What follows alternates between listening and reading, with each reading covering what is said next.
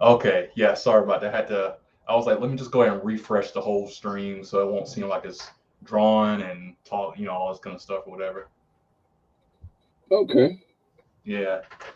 All right. So yeah, like I was saying before we came on, I wanted to I actually pulled up a couple different things.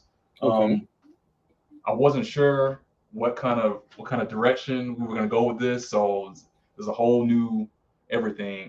So I got Pop the Balloon or Find Love, Washington D.C. Also, I'm laughing over it. They got them all over the place. They got Oh, Pop the Balloon Atlanta, yep. Washington D.C., Minnesota, Atlanta, whatever. They got them all over the place. So there's that. I don't know if you heard of this one, Kendra G, Oh, Singles yeah. Mm-hmm. very good show. I watch this in the mornings, and sometimes this is a really good laugh. So that's another option right there. I got Pop the Boom, Find the Love, New York, and I got so this other one called Jubilee. Yep. Jubilee does some really cool things. So you sound like you heard about it. This Mm-hmm. is who had plastic surgery. That's a really good. I love these. And then this one is Jubilee. Six girls. One is a guy. One's a guy. He's trying to fool him or whatever. So yeah. So what's your flavor? What are you thinking? Um, yeah. Let's see. Wait, am I coming through clear? Because I don't know which mic is being picked up. Yeah, I can hear you pretty well. Okay. Um, let's see. Um, we can go to Kendra. I'm Kendra. very familiar with Kendra Jean. Uh, that's singles live. She's got like an Instagram one and a Facebook one. Yeah. Yeah. Okay. So Very, very hilarious. When I want to have a good laugh. okay. All right. So Kendra G, this is so from where I'm at with this one. I think I'm about 4 months behind. Um, Okay. yeah, 4 months ago. So all right, let's go ahead and give it a whirl. Let me know if you can't hear it. No, I can't hear. You can't hear. That's because I have it muted. I see the comments. I keep the comments up now. You hear it now? Mm-mm. No, you don't hear it. Okay, okay. Let me see. How can I make this work? I haven't had that issue before. Let's see. I'm just gonna let me play a little bit of it.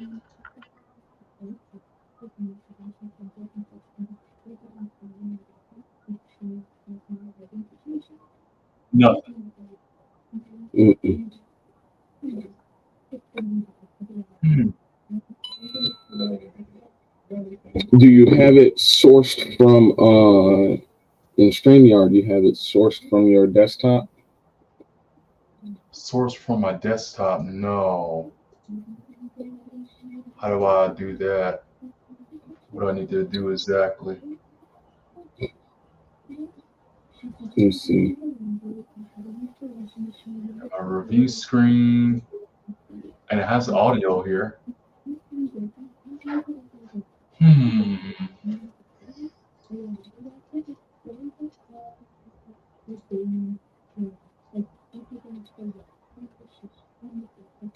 Audio. Anybody out there can help me to figure it out? Maybe settings, audio. Oh, you know what? It's got me coming through my. Wait, can you hear me? Any different? Do I sound any different? Oh, so you sound different now. Oh, I do. Okay. Yeah, Okay, wait. a different place. What's that? Now that sounds really clear there. Oh, okay. I got my freaking snowball right here, and it had me going through my computer. So let me try this. That's And my see, that's why I was wondering if you could hear me clear enough because sometimes I don't know if it's trying to go through the webcam, the mic, or my headset mic. So I got three different sources that it could be trying to pull my voice through. Okay. All right. Let me try now. You hear that? No. Wow. Okay. Okay. Wait. What just happened? I could hear something right at the end, right before you pause. I turned it off.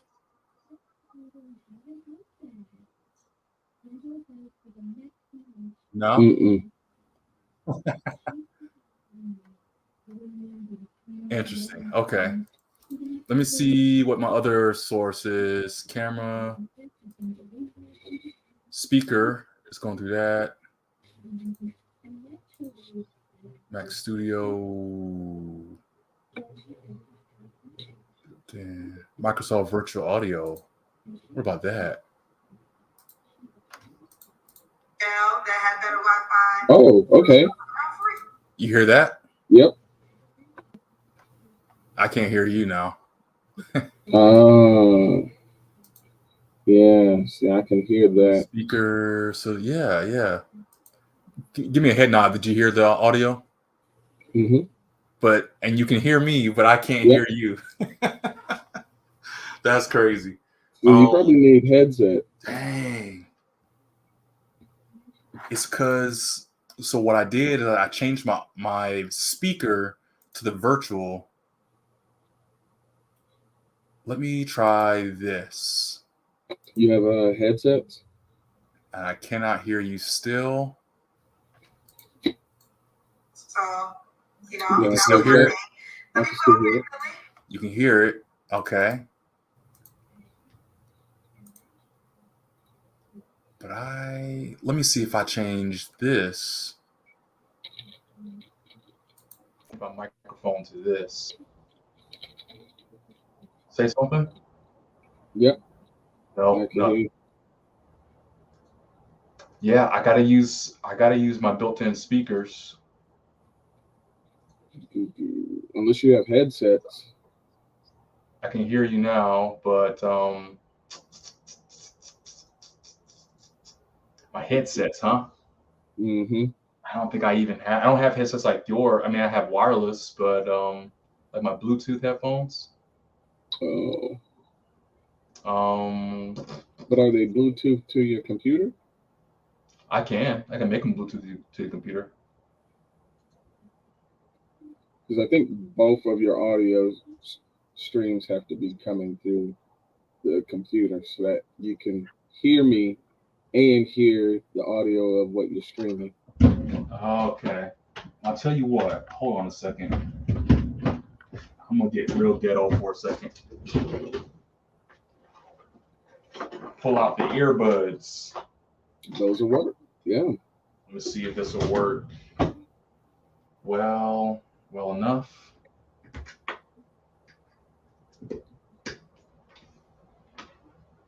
All right. It's better than nothing. So speaker. So now it's giving me the option for it. So say something. Okay. I can hear you. I cannot hear. Well, I hear you through my computer. Okay, but if I change it to this, what about now? I can still hear you. I can still hear you. Hear anything from you? Oh, say something now. I can still hear you. Okay, I can hear you. Now let me see about the. Can you hear that? Yes, I can hear that. It sounds like it's in the background though. Okay, so I can hear it as well, but you said it sounds like it's in the background. So yes, it's probably coming from. Man, this is crazy. Yeah. It's the figuring out pains. Yeah. So it cannot come through.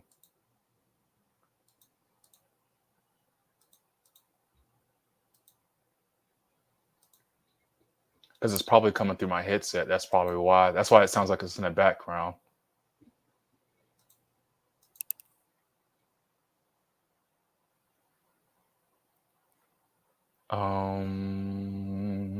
Is it like You can hear it though, right? I mean, you can hear it pretty like clear enough if I play it this way. See if you play it again. Let me start over because I don't want to get too deep into the whole thing. Okay. Hey YouTube, hi YouTube. Hey YouTube, we are here. Let's get into it. We are here. I know I'm a little tardy for the party. Okay. All right, let me do this. Let me add the link. All right. And then I'll run down the cool. rules. In the meantime, so, and you've said you have some experience with Kendra before, right? Oh yes, definitely. Okay. Comedic gold. Comedic gold. Okay. I'm laughing already, man. I'm ready for this. I'm ready. All right. So, yeah, just whatever thoughts. When you're ready for me to pause, I'll pause. Okay. All right. I need some popcorn for this.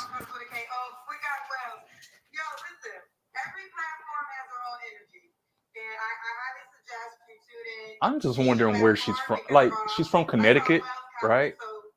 I don't know. Yeah, she's from Connecticut, but it's like Kendra's interesting. Interesting in like, in case she watches this video, I'm gonna try to be respectful as possible because she's known for cussing people out, but she just reminds me of like somebody who's just like she can be so ghetto and so like, child, the hell with you and fuck you and your mama and all that. I'm like, whoa, but then but she presents so well, she presents presenting. It's like business oriented. Right. Mm-hmm. On the show. YouTube as well. It's in the comment section, and I think they're all right. That's like if you're really good at code switching. There's one way you talk with people you're comfortable with when you're around family and friends. Yeah. And then there's another way you talk when you're, wanting to be business formal. So she's just probably very, very well versed at code switching. That's all. That's how I take it. Yeah. I used to think that was a bad thing, but then when I realized like I do it, I was like, oh man, you know what? That's a skill, bro. That's a skill. It's a skill. Because I've worked with people who do not know how to code switch, and when they start talking and I'm in a formal setting, I'm just like, yo, you need to chill out. Chill. Yeah. Like, you realize where we're at right now? That sounds like my mama. My mama can be like that sometimes. She's like, Julia, hey, and I'm like, oh, come on, man, like this, come on, chill with all that and everything. Terry, Terry, But yeah, all right.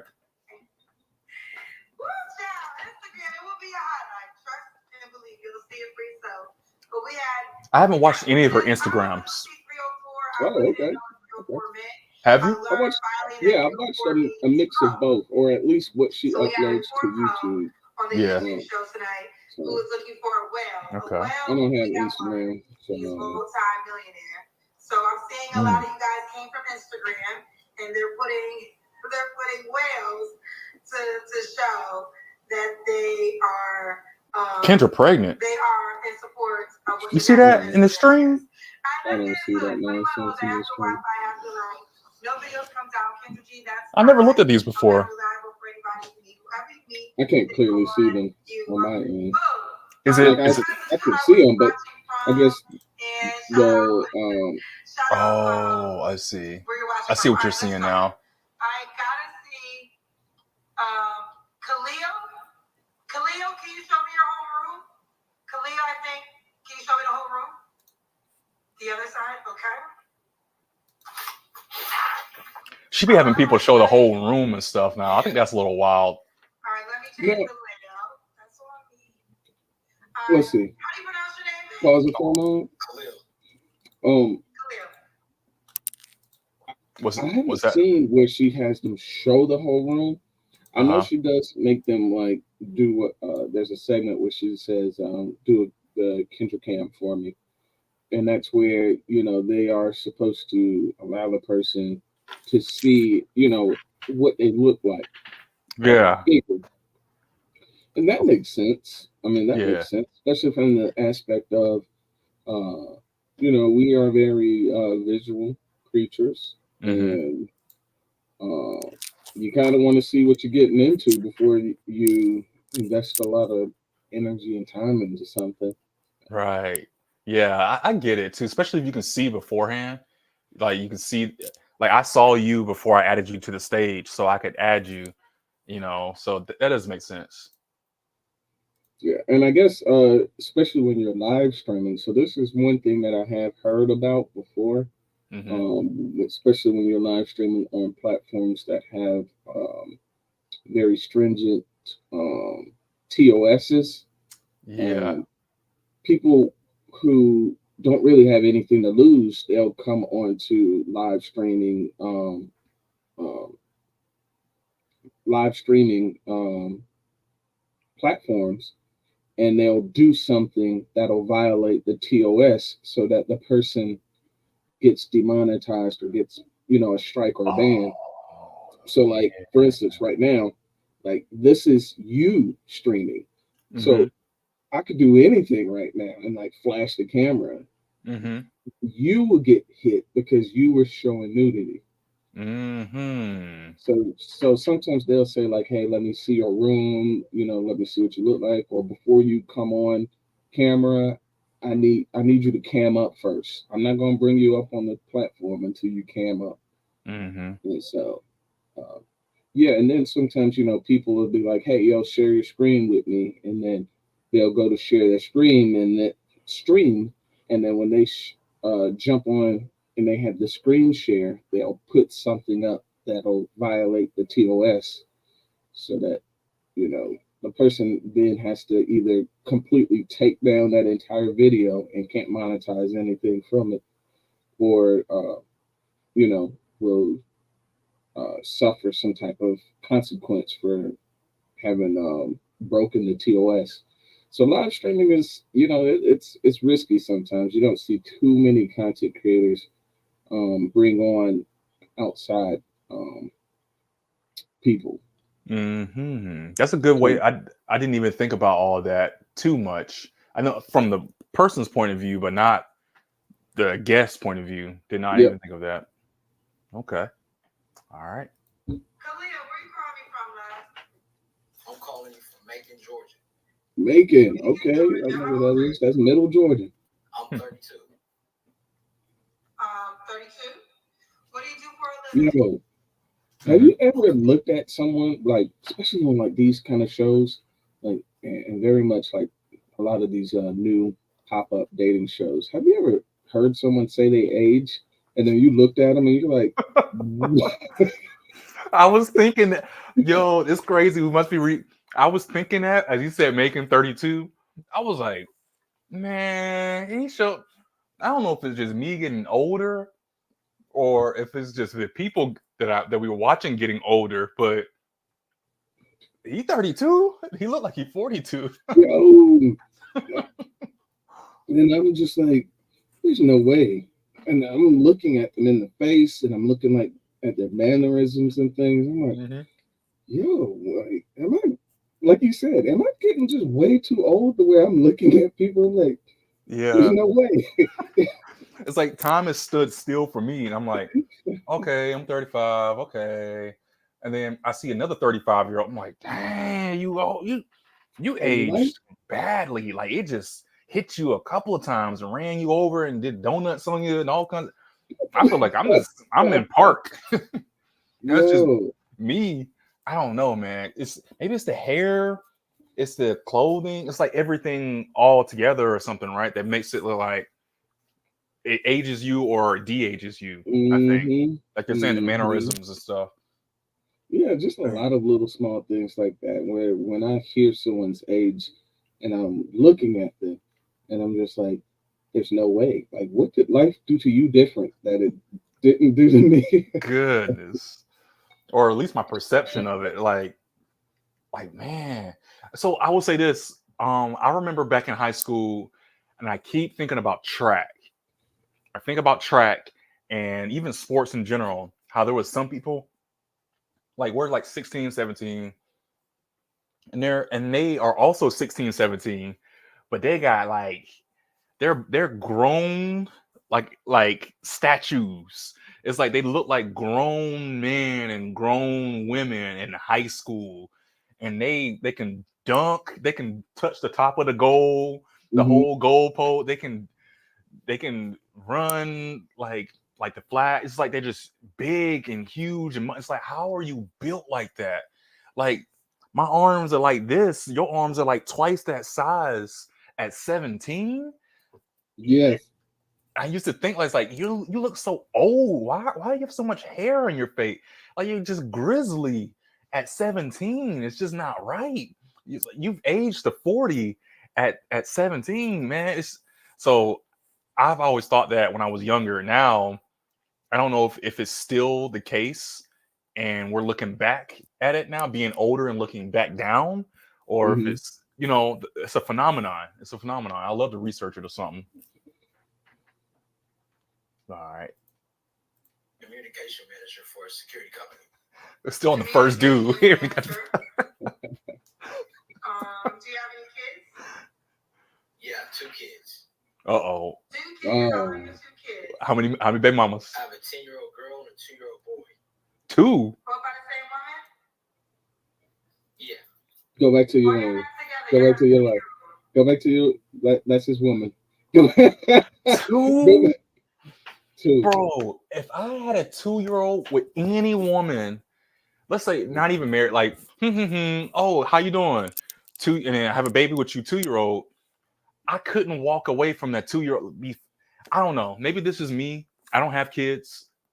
You're a father. You have kids. Maybe you can tell me, but I just couldn't imagine with my 2-year-old being out there thinking about anything else. Yeah. I feel the same way because I thought about it myself. Like I would make the best, I mean, like the best possible effort for everything I could to want to be there in the house with my child. Right. Like, because I want to see them grow. I want to be able to influence them. Mm. Like, I want to be able to like instill certain practices in them, certain ethics, morals, things of that nature. That just like seeing them on the weekend or like every other week, like that's got to be rough. Like Yeah. just me personally, like I just knew that I wanted to see them. Like I want to see them growing up. I want to hear them. I want to, know what's influencing them. You can't really do that well when you're outside the home. Mm-hmm. And then, not to mention, yeah, you know, uh, the dating circumstances isn't going to stay still for the mother of your child either. So she's going to be, dating, and that means there's going to be some other guy that's not you now, showing up in the house. Yeah. And yeah, no, there's no way I want another guy in the house playing my role. Yeah, no, no. Teaching them things outside of your morals. So whatever morals and values and things that you have is not being taught to that child. Well, maybe it is, when you see them. Yeah, maybe. Or maybe they have those. There's a 1 in a billion chance that this other guy has the same morals and values. I'm not going to say a billion. There's a lot of factors that would go into that because we are all exposed to a lot of different things, a lot of the same things. We go through a lot of the same experiences. We make similar choices and stuff. So there's a good chance the guy would instill like respect, ambition, a lot of different things depending on who that guy is. It depends. I say you're rolling the dice because Still rolling the dice. Okay. Yeah, again, they're not his children. I don't even want to make the analogy of like tools or things, but when people say people don't take care of things as well unless it's their own. Yeah. Say same with like, kids, huh? same with kids, yeah. Like, I guarantee you, there's people that are going to be like, yeah, I was treated way better than, with my stepdad or my stepmom than my real mom or my real dad. Sure, there's always exceptions. But I think, as a general standpoint, yeah, you have a higher likelihood of receiving all of the things that you should receive from your natural parents, mom and dad. Um, Now, there's a lot of people that are able to come out um, in a positive with someone who adopted them or someone who's like a step parent. But I feel like if you were to ever take the numbers and find out, from kids that were in foster system, right? We've all heard the horror stories of those for kids that were in step families. We all know the horror stories on those. So I think if you would ever match story for story, you may come out with more negatives than positives going the opposite direction than you would if they stayed in bio family. Interesting. Okay. But yeah, in this guy's case, he should have just stayed with the mother. I mean, I guess maybe we might hear some context as why he left, but there's an 10-year-old and a 2-year-old, he had 8 years to figure out whether this was someone that he should uh, reproduce with again. Yeah. Okay. So maybe let's give the brother a chance. What you just said, there's more content. We just heard the numbers. We didn't give much. Let's just hit it, brother out. Let's hit it, brother out. Well, I could partially blame that on the both of us. Before I became into administration, I was a security officer, and I spent a lot of time out of town, and just miscommunication on my part. Miscommunication on your part. So did you have an affair? No, but she did start seeing someone else. Well, I found out, and I just parted ways. But I still keep a healthy relationship, and still red flags. Still father, still in their lives, still supporting. He cheated. You cheated. Yeah, right. Out of town. Red flag. It's going on about a year now. Okay. Were you guys married? 2 kids. No baggage. No, we weren't. We're engaged. We were in engagement. So basically, he grinning way too hard. And then she started dealing with somebody else. Correct. Okay, and you take responsibility because you were gone. Yes. Still, that's not really. Look, I feel like there's still we weren't there, right? There's his side, her side, the truth, right? He's giving his side, and he's saying I take responsibility for not being there, but which is great because a lot of people don't want to take accountability of things. And that's a good one. That's a good one, but it's not a good one. I'm talking with both sides of my mouth on this one because yes, absence is so kind of like school, right? I've always had the understanding that school could fail you for something because you didn't participate in class, right? And even if it's military, I always understood. I was like, you know what? I wasn't there physically. Sure, if I could do the material overseas or do it over in my own time or whatever.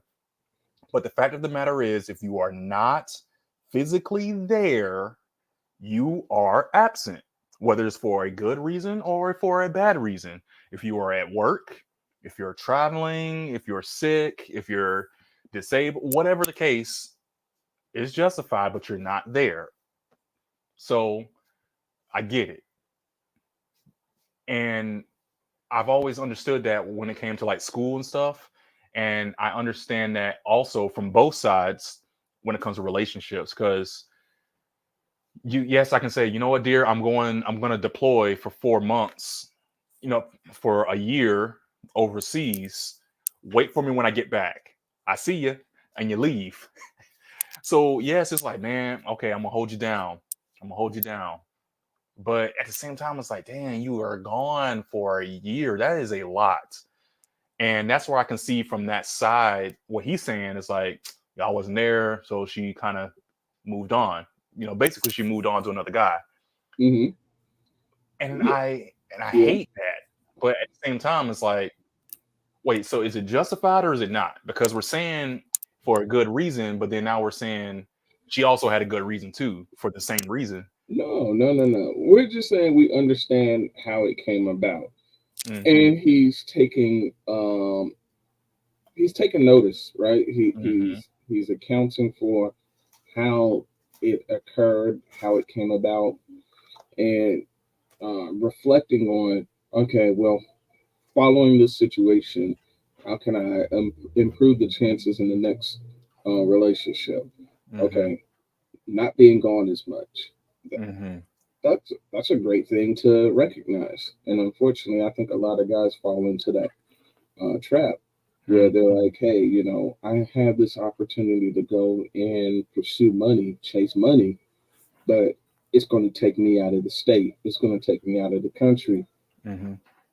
and I'm going to be gone for X amount of time. And they feel like they have the right partner who's going to be okay with that. Mm-hmm. But in return, they're not able to be there. And really, all you need is just time, place, and opportunity, and Time, place, opportunity. Place, opportunity. And it's going down.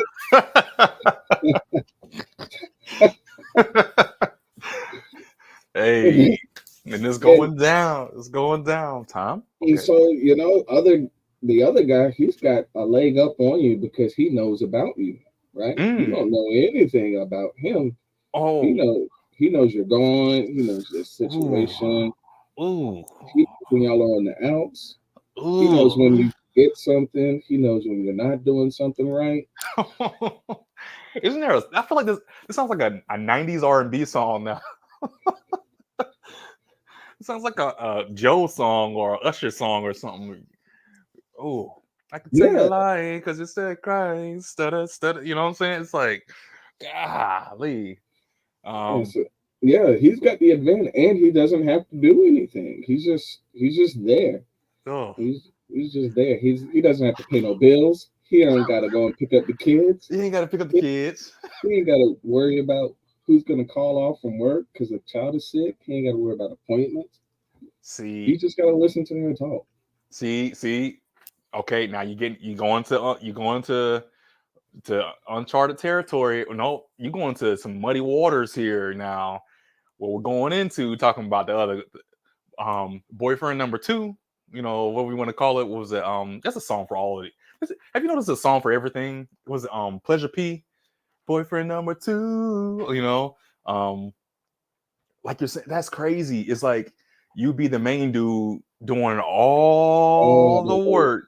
All of it. You gotta smell the bad breath in the morning. You gotta pick up the clothes. You gotta wash the car, pay the bills, wash the dishes, go to work, come home, hear the nagging, and then he's the one getting the booty. He's the one. He just come in and just listen to a story or two. What is it? What are you? You know what? We can't do this. We can't do this. This is too much for a Kendra show. Yeah. We're not even 5 minutes in. Chasing the dollar. and you and me both know, especially the military. Hey, that's why a lot of military divorces are like at a all-time high. Mm. And you got certain career fields where guys are gone for so long, or women now, and the spouse is just at home.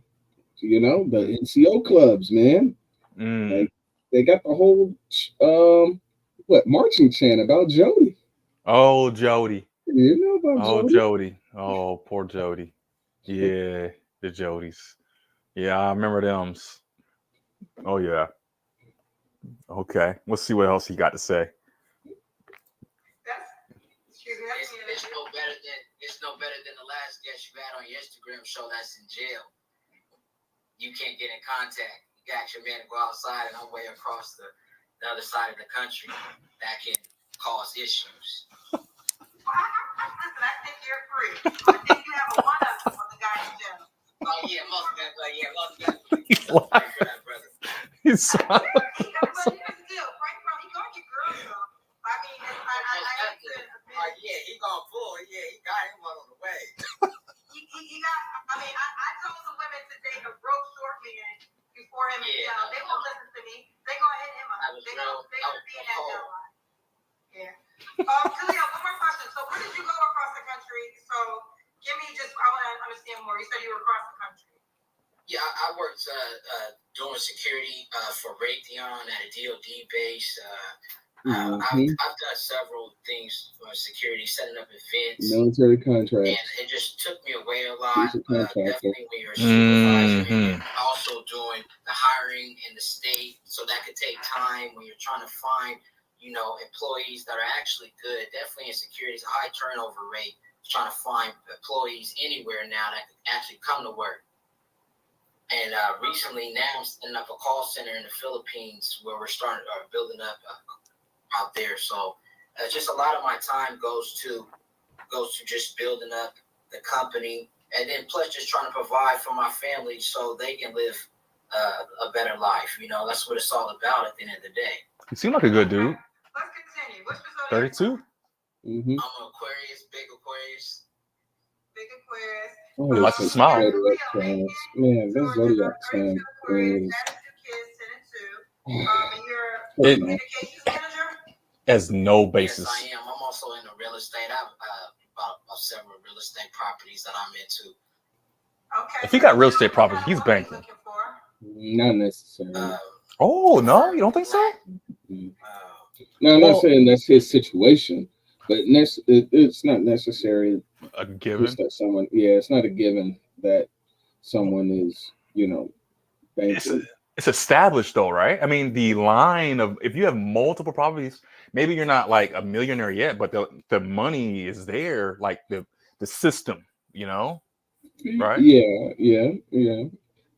And also, you don't have it at your fingers, right? True. Because Right. remember, a lot of it is all tied into your property, so it's not liquid until you sell it. I'm about to say if you liquidate, then depending on where it's at, it should be a financial gain of some sort. If you need to cash out right now, theoretically, if you were in a good place with it all, I feel like if I have at least 5 properties going, I'm in a good place. Like I could have them branched off and like, okay, I gotta liquidate. I need money right now. Get rid of them all. A good 200,000-300,000. Hopefully, is the ideal. I wouldn't be with 5 properties down and not be in a good way. Maybe have 1 property at least solid, and then when that's really good, get your 2nd property, and then your 3rd and 4th. Is that kind of what you're thinking as well? Like if you were in that situation? I mean,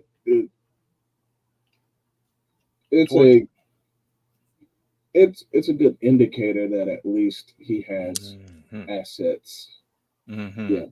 Now, whether he's managing them well or not, that's another story. Right. You got slumlords, and you got people that match their income with their match their lifestyle to their income. Mm-hmm. Too, so. True. Okay. Someone who's attentive, feminine. She doesn't got to make a whole bunch of money. Someone that's caring and just real, carries a good spirit about herself. A woman of God. I would like woman of God. And some kind of God. and carry her. I have a pause. I gotta charge my phone. My phone's about. That's crazy. Usually I have my phone plugged in, but I've got to do it. So I want you to continue. What are your deal breakers? Why do this? My deal breakers are ratchetness. You could be a little ratchet. I like that, but No. Why do you like Ratchet? That's why he's in the problem he's in right now, bro. What are you talking about? You don't No. want Ratchet. No. Yeah, he lost me on that one. I don't. You want them Maybe he bone comes from a thugs. life like that, where he's, he thinks that that's a good trait. Mm-hmm. He's probably from the hood, and he's probably dealt a lot with ratchet women, and it's like the excitement. I don't know. I can't see why any guy would want anything ratchet unless then the self is hood or ratchet. I was gonna say, what do you think they are actually saying that they actually like about it? Because it can't be The attitude in the mouth. it can't be because no code switching. I don't Mm-mm. find that people that are sorry, all y'all ratchet people, I'm about to talk some shit.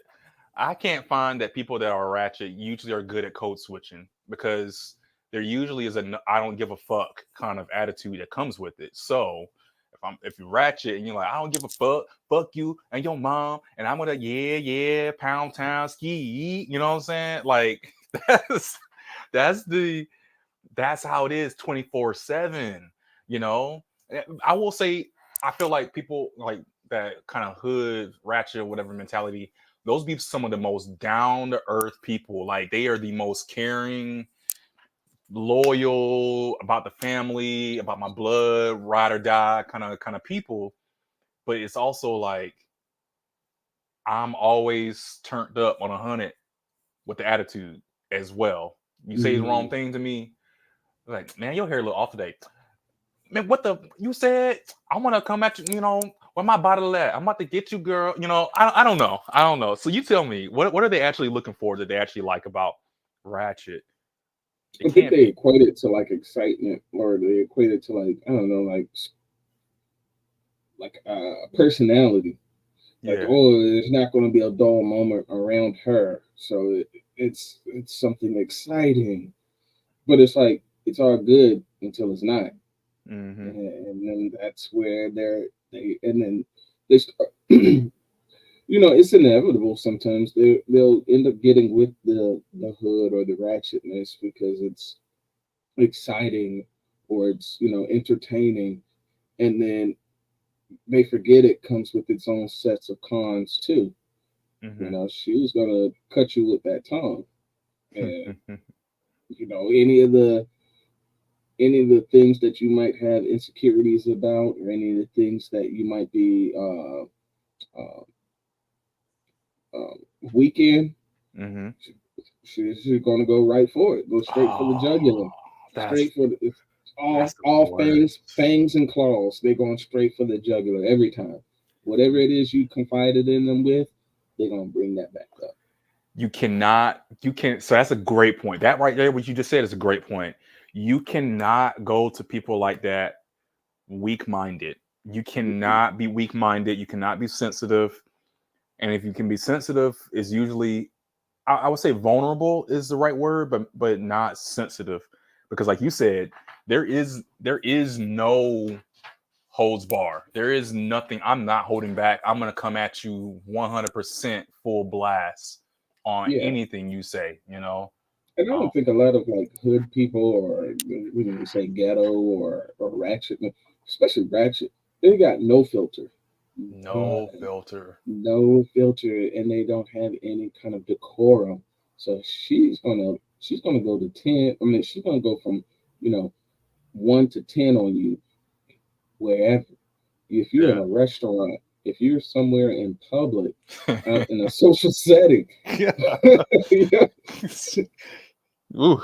no. I enjoy my peace way too much. I can't And to be have a fair, disagreement with someone and then like be in a full out loud argument in a library. Like, do yeah. you realize where we're at right now? Like, just chill. I was gonna Everything chill. say. So what you just said is all about to say. To be fair, you won't find them in the same. You won't find the ratchet in those in the high class or the really profound kind of places or classy places in general. They don't like that. I don't think they're gonna go there because it's stuffy. It is kind of like constrained, and you have to walk like this and talk like this, so they're gonna avoid it. It's not their natural habitat. Certain etiquettes have to be, presented. Yeah. Nah. This guy, he's definitely different. That's slightest hint of ratchetness and hoodness is a immediate. Yeah. If I was still in the dating market, that's an immediate disqualifier. Immediate. I know she's not gonna be peaceful. Mm-hmm. All right. In public and just in different areas, there's a time and place for everything. So just knowing how to carry yourself, and if you don't know how to carry yourself, definitely in different kind of situations, that's a big deal. Look at she's smiling. I'm sorry. I'm cracking up. You all over the place. I'm trying to. You got me almost moving my head. She's such a mom vibe. I almost moved my head. All right, I'm gonna fix it though. Okay. All right, let's try again. I like her jacket though. Okay. The breakers would be just not knowing how to carry yourself in different environments, and just not, it's definitely someone that doesn't know how to articulate themselves as well. And that also comes with, just know how to carry yourself in different Everybody on here saying she's pregnant. Settings. If we're at somewhere that's, a little more conservative, no matter who you are, just knowing how to play the role. Okay, now to play the role. Since you looked a certain way. She ain't listening. Yeah, I'm not trying to body shame anybody or anything like that, but I would like my women to be in shape. No fat chicks. If you in shape, well, I got you. We start getting at it, I can help you get back there to that place. But I would like my woman to be a little bit in shape, not too overly big. I'm not too big of a guy myself, so I don't want to be picking up nobody, extremely big. And I think that's, I'm not trying to body shame anybody. I respect women, and so I understand how a woman can get in that. But just nobody big, real big. You said about 5 times. Big. Okay. What about money? Did you make a certain amount of money? No, I'm not really the one to have a woman make a lot of money, but she need to make some money. It. I mean, that's always a plus when a woman can make a lot of money. That's a plus, and then you guys both together. But it doesn't have to be a thing that a woman makes a lot of money. Someone that knows how to run a family dynamic and also support herself and be able to do her own thing, but not someone that's excelling financially. Exactly. Okay. Enough money to make for herself. She can go out, get her own gas, get her own food, stuff like that. He's skinny. He's very skinny. Okay, it's dark, but yeah, he's got the camera facing the light. Yeah, and he's wearing black. And black is slimmer. Yeah, I'm skinny. I'm 5'10" and skinny. He got to put some weight on, bro. You gotta go to the gym. Yeah, I think that's something I kind of realized is like you can't be big and fat, and you can't be frail and skinny. Like it's got to be a nice, healthy in the middle somewhere. Some people don't care. That's not saying everybody needs to be a certain way or anything like that, but I think somewhere in a nice middle, happy medium is good. It's a good place to be, because even some people equate skinny to being healthy, and that's not always the case either. I mean, too, depending on what culture or location. Yeah. Some people equate overweightness as being healthy because the lack of food and the lack of resources. And so they figure, man, if you're eating really well, you got a lot of resources over there. That's a great point, man. I wouldn't even thought of that to say that out loud. That's a great point. So yeah. But no, I think in general, being somewhere in that average weight class does better for you because you Yeah. can hit both sides of the spectrum. You can hit people Right. that tend to prefer, slimmer, uh, skinnier people, and then you can hit people that pool of all potential suitors that particularly like heavier, bigger people. Being Yeah. average, you kind of can catch both audiences that to entertain or to pursue. But Right. if you kind of end on one extreme of the spectrum or another, I think you limit a lot of the people that are potential suitors, or you limit people that you can potentially pursue. So Right. you kind of, you box yourself in Box to yourself a in. very, very slim demographic of people. Yeah. Okay.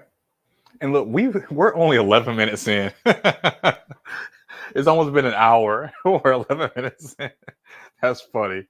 No, this is great though. This is really, really great. We just have a lot of material to work off of. Is all. And specifically in Macon, I just got here about a month ago. It's not too many suburban areas where I live at. Have you been on the show before? Yeah, I had an afro. Remember they was calling me Little Fizz. Oh, I remember that. So what's the update? So this is second time. Yeah, my update is that I got my hair braided. They were trying to tell me I wasn't in my office and everything. But you didn't tell me you were here before. So was you on with me? Yeah, I was on with you, and I remember my earphones wasn't working. She don't remember you? No, I don't remember all of it. So Yeah, she's now let me ask this. So did you get any women that reached out to you? Little Fizz. I never even checked. Why didn't you check? Bruh. What's happening? What's going on with these people? What is this? wow. I'm gonna come to a dating show seeking a potential mate, and then not check on any of the messages to see who reached out to me. Well, what? He's so serious. I gotta hear why he didn't check. Please tell us why you didn't check. Please, please, please. Let me rewind it back just a little Oh bit. man. I never even checked. Why didn't you check? Matter of fact, where my phone at? Oh goodness. You're on your phone right now. Yo. Oh my goodness. I never even checked. Let me check right now. Matter of fact, where's my phone at? As he's holding the phone. Oh no. Yeah. Oh boy. Unless he's on a tablet or something or a laptop. Probably. I understand that, kid, but the short amount of time that I was on the show, then I didn't really get to talk to anybody, and I didn't even get to answer any of your questions because my earphones wasn't working. Here, but I didn't do the full interview. No, I didn't even know I was on the show. I think we were just backstage, but I guess I was on the show. What? Did you talk to me? One thing I got to say was, hi, you kept saying you can't hear me, then I was disconnected. God, so he wasn't on the show. Okay, all right. Okay. Wow. Okay. He's misunderstanding. Mm-hmm. Absolutely, definitely. If I got somebody, Is he high? He's high. I'll check him out. Okay. When was your last relationship? My last relationship was Sounds like a year ago. It was a year ago. It was when I broke up with the mother of my child. Yeah. Okay. You don't have to The 2-year-old. When's the last time you was intimate with someone?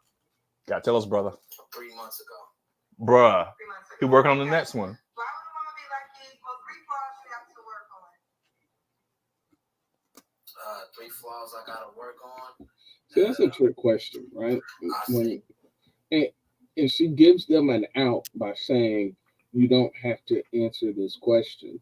I hate so that. That's the out. And really, you should not answer that question. You should? You shouldn't. Because any answer that you give I think it's always a wrong answer. The last time you were intimate with someone. Just think about it, right? Because if you tell me last week or yesterday, why are you not pursuing something with that person? Yep. Right? Now, as well, if you told me, a year ago or a year and a half ago, I'm probably not going to believe you. Or I'm thinking, what's wrong with you? Like, okay, I'm looking at you and I'm looking at your situation, and I'm like, you really went without intimacy for a year?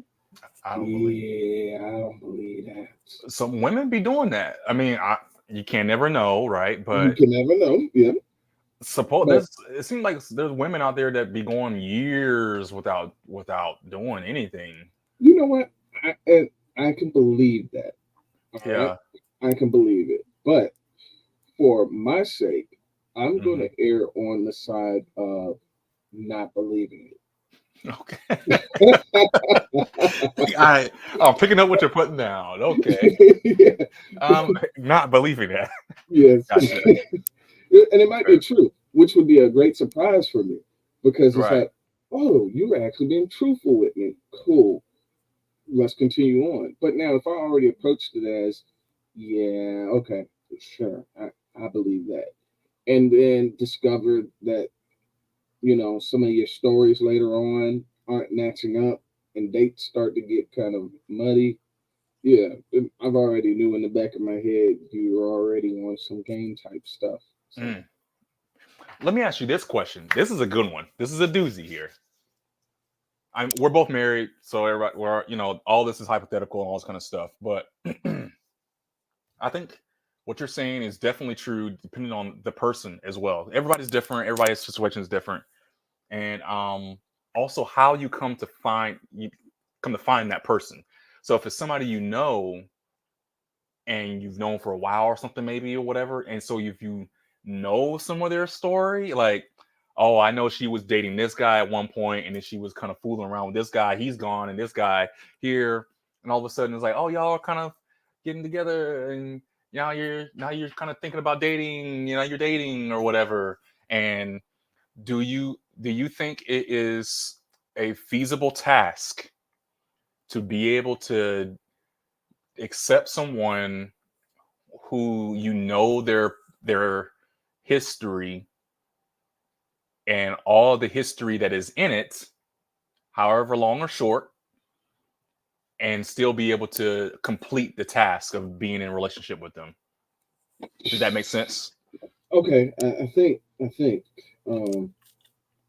so. Versus somebody that you just met and you're coming to know them, and y'all have the talk, and it's like, okay, how many people have you been with? I've been with 2. How many people have you been with? I've been with 5. Is it easier completing the task that way, or do you think it's easier having had known them and hearing the history throughout the time of knowing them? Is it better, easier, worse, or what? What do you think? I think it's easier if you knew them beforehand, right? Because then I think, one, you have the trust factor there, because they're verifiable. You knew of this person's history from, basically y'all were in the same school, y'all ran around the close enough circles or in the same circle with people. So you kind of already knew firsthand what happened before you, prior to you. And so you coming to this person, you already kind of know what you're signing up for. Good, bad, or ugly.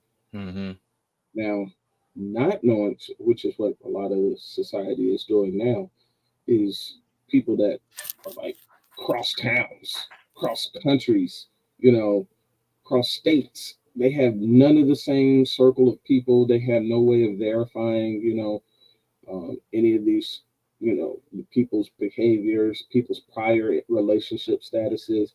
You can be a completely different person in 2 different locations, and reinvent yourself somewhere else. And I think that one, in that situation, it's a little more difficult, especially if the person's telling you, okay, it's been 5, and you're just gonna have to take that for what it's worth, unless you don't believe them, and figure out if it adds up once you start, finding out about prior relationships. Like, oh, okay, what boyfriend was that? Oh, that was my second boyfriend. And then you're like, okay, that was number 2. And then like a week later, you start talking, and she's like, oh, I've been here before. And you're like, oh, yeah. What is this? Was this, blah, blah, blah? Oh, no, this was my 4th boyfriend. Oh, 4th one. All right. And then you just start adding up numbers in your head as the stories continue. You're like, wait, hold up. Oh. Wait, so I got John, I got Jeffrey, I got Jonathan, Jamal, Marcus, Tyrone, not Marcus, Tyree, bro. Max. Hold on, wait, you told me numbers are adding up. The mental work. Yes. The mental math, bro. It's like you're doing math problems on the spot. Real time. John, Mark. No, this one right here, this was Jonathan. Okay. Got it. Yeah. Okay. Yeah, so, I mean, and that, unfortunately, the sad part about it is you probably won't find out until the person is very comfortable with you. And by that point, you probably, you may have feelings for the person and like them. So that's the game. The game is to get you to like me as much as possible before I give you the information that you're seeking. Okay. You just gave me an idea. You just gave me an idea for another type of Let's Talk that we can do. I have a feeling we probably can only, I don't know how long you have that you want to do this stream for. We barely got through this first guy. He's almost done, but there's still more. But the idea that the idea I had was for Reddit. Do you frequent Reddit threads? I don't frequent Reddit, but I do delve into it just here and there. Reddit gets real dark, so I try to stay out of it. Exactly. That's why I was like, yo, what if we did a Let's Talk on Reddit stuff? Because people be having some crazy things to say on Reddit, man. Yeah, and Reddit is too wild. And I'm like, we could do a Let's Talk Reddit thread, and just some of these things we're talking about. It's like, how do I know if she loves me? You go through the Reddit, and first it'd be the stupidest questions. Man. And then there'd be some people in there with like some real good zingers, some real good insults, and some real good advice too. And I've been finding myself like, I agree with that, or no, there's a fallacy in what you're saying. It's not based off the correct idea. It doesn't have a good basis, so the rest of the argument is off. So I mean, we could. I might let me think about it. Let me figure out the dynamics around how to actually do it, and then maybe we can pull it up for a stream one day or something. Okay. All right. Better communication. 2, drinking more water. 3, I guess getting out more. All right, and getting out more. Why would a woman be lucky to be with you? Seems like a good dude. Overall. Be lucky to get with me because I know how to cook. I travel. I'm financially stable. The money. I would say the money. I'm black. Hey. I'm packing. You're packing. She's like, hey, I like that. You gotta add that in there for the ladies. You won't be disappointed. And most of I'm just overall a great person. I'm an Aquarius. People that know Aquarius know a little bit something about them. We're just fantastic people to be around. I'm a great American. He's a great American. All right. Why would a woman be? Oh, that's why a woman be like yeah. You. What's the age range you would date? You're 32. This chain is my dated age range will probably be like 25 to 40. Okay. 25 to 40. Yes. What? I mean, it's a good range. No. 7 down, 8 up. What? 7 down, 8 up. Bro, no, No, what's wrong with it? no, no.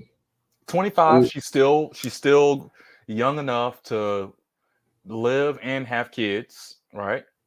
40, maybe he's already had the kids, so he's done, and Okay. she's Yeah, matured enough in her life. She's not like the young girl who doesn't, you know how it is. They don't know what they yeah. want, you know. They all over the place and stuff, and they're trying to figure themselves out. And they're wild or whatever. 40, she's like, I'm done. I'm just want somebody to spend some time with, you You know, know. I hate that. That just sounds really bad. What? Why is that bad? I hate that and you'll hear it. That's one Uh-huh. thing that always gets me when I'm listening to like Kendra G or I'm listening to a lot of these other like dating podcasts. When Mm-hmm. they go to ask the woman like what it is that you want, what is it you're looking for, they always make this statement, and this statement will always stop me. Like if I was still out there dating, you wouldn't even get considered for something serious. Mm. And this is the statement: I am done with X. Like I'm done with the players, or I'm done with the drug dealers, Oh. or I'm done with the hood guys, or I'm done with playing around, or I'm Mm-hmm. done with being loose or free. She already done it. She did it. She, Exactly. That she means done you've done it. she's That been means ran through, or she didn't had it, or yeah. yeah. That's a no go. That's a no Mm, go. Mm-mm. okay. Yeah, I will say that's something that I look at about my own personal point of view growing up and my experiences and um all that kind of stuff and my own personal values and stuff. And I'm like I try to put myself an empathetic point of view, and I try to put myself in that place. If I was a woman, what would I do if I was 18, 19, 20, or whatever, 40, all stuff? If I had kids, didn't have kids, what is that experience like? What is it, all those things, dating and all that kind of stuff. And from a man's point of view, I know growing up, we grew up in the same, your mom, I love your mom. She's awesome. Your mom has the same values as my mom, same values. And I know we were raised in the same kind of households and same mindsets, I think. And I think we're similar people. And with that being said, I feel like you can relate to me saying that grew up in a very great childhood. I think got to know all my family, got to live in a crime-less environment, um, lots of friends and people around me and all that kind of stuff. I think I had a path that allowed me to be a very modest yet outgoing kind of person and all that kind of stuff. And I look at women and I'm like, okay, I kind of expect these kind of things. I expect a woman that wants to have kids and wants to get married, wants to have fun. Everything that I expect from the way I grew up is what I expect from them. But then that's not always what is given. You know what I'm saying? Especially when you go out into the world. If you stay in one place, sure, you're going to get what you've grown up with. But when you go out of that circle and you go into the world, you realize people are raised in different ways. One parent house homes, crime, domestic violence, assaults, and all this kind of stuff. So it shapes their experiences, and then their values change. And now they go out and they do have other experiences that they date differently than what you expect. They give differently than what you expect, and all that kind of stuff. And I had to learn in my own mind that just because in my mind is not what I wanted or expected doesn't mean it's wrong all the time. But from my morals and values and the way I grew up, yes, it's wrong. To me, it's wrong. Sleep having kids out of the wedlock is considered wrong in our faith and all that kind of stuff, and our morals and values. Correct? Hmm. Black and white, very easy. Um, you go out into the world, and then you talk to any religious person that grew up in the church and really speaks the Bible very very fluently. They'll tell you the world, you're not supposed to go out into the world and let it shape you, all kind of stuff. And there's a lot of dialogue about that. But when you do, you have to live in the real world, and you have to realize that people go through these different experiences. And I'm saying all this long speech to say that at this age, at this big age of 35, I try to give grace to people that do not live life the way that I live. And, which is fine. I think you can do that. Yeah. But for a wife who has to be partnered with you, you'd rather want someone who's equally yoked. Try to find someone who's got all of this, comes with all of this extra usage. And it sounds bad, but really, it's like, how many of these prior relationships or prior experiences that you've had that actually left positive effects on you? Ooh, good. Right? Yeah, good question. There's no way possible that you've had 20 partners and they all left some great, they all left something invaluable lessons or taught you something great or affected you in a positive way. Yeah. There's no way. That's not possible. So if they're not affecting you positively, that means they're affecting you negatively. And more of those experiences leaves you a more jaded and a more negatively influenced person.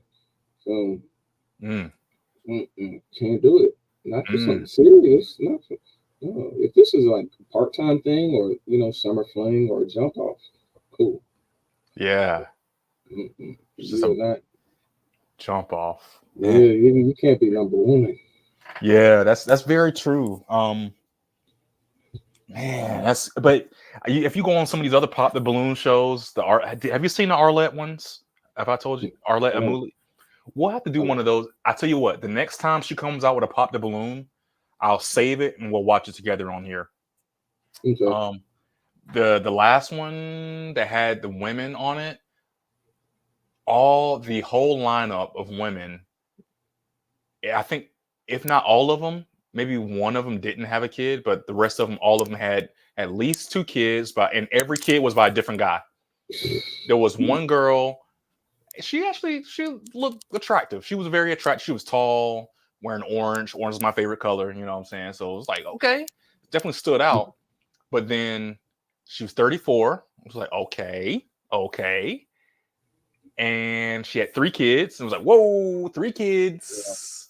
Yeah. And I don't think she was never married. And 3 kids by 3 guys. You know what? So there's a hot take. I think there are levels to single motherdom. Right? Okay. And just being a single mother. So when people say that that's a disqualifier, I say there's more context to it. And disqualifiers are based around how did you get into that state of being single mother? Okay. Right? So I think if she was married and something happened to the spouse, he died tragically, natural causes. He was in the line of duty, firefighter, policeman, military man.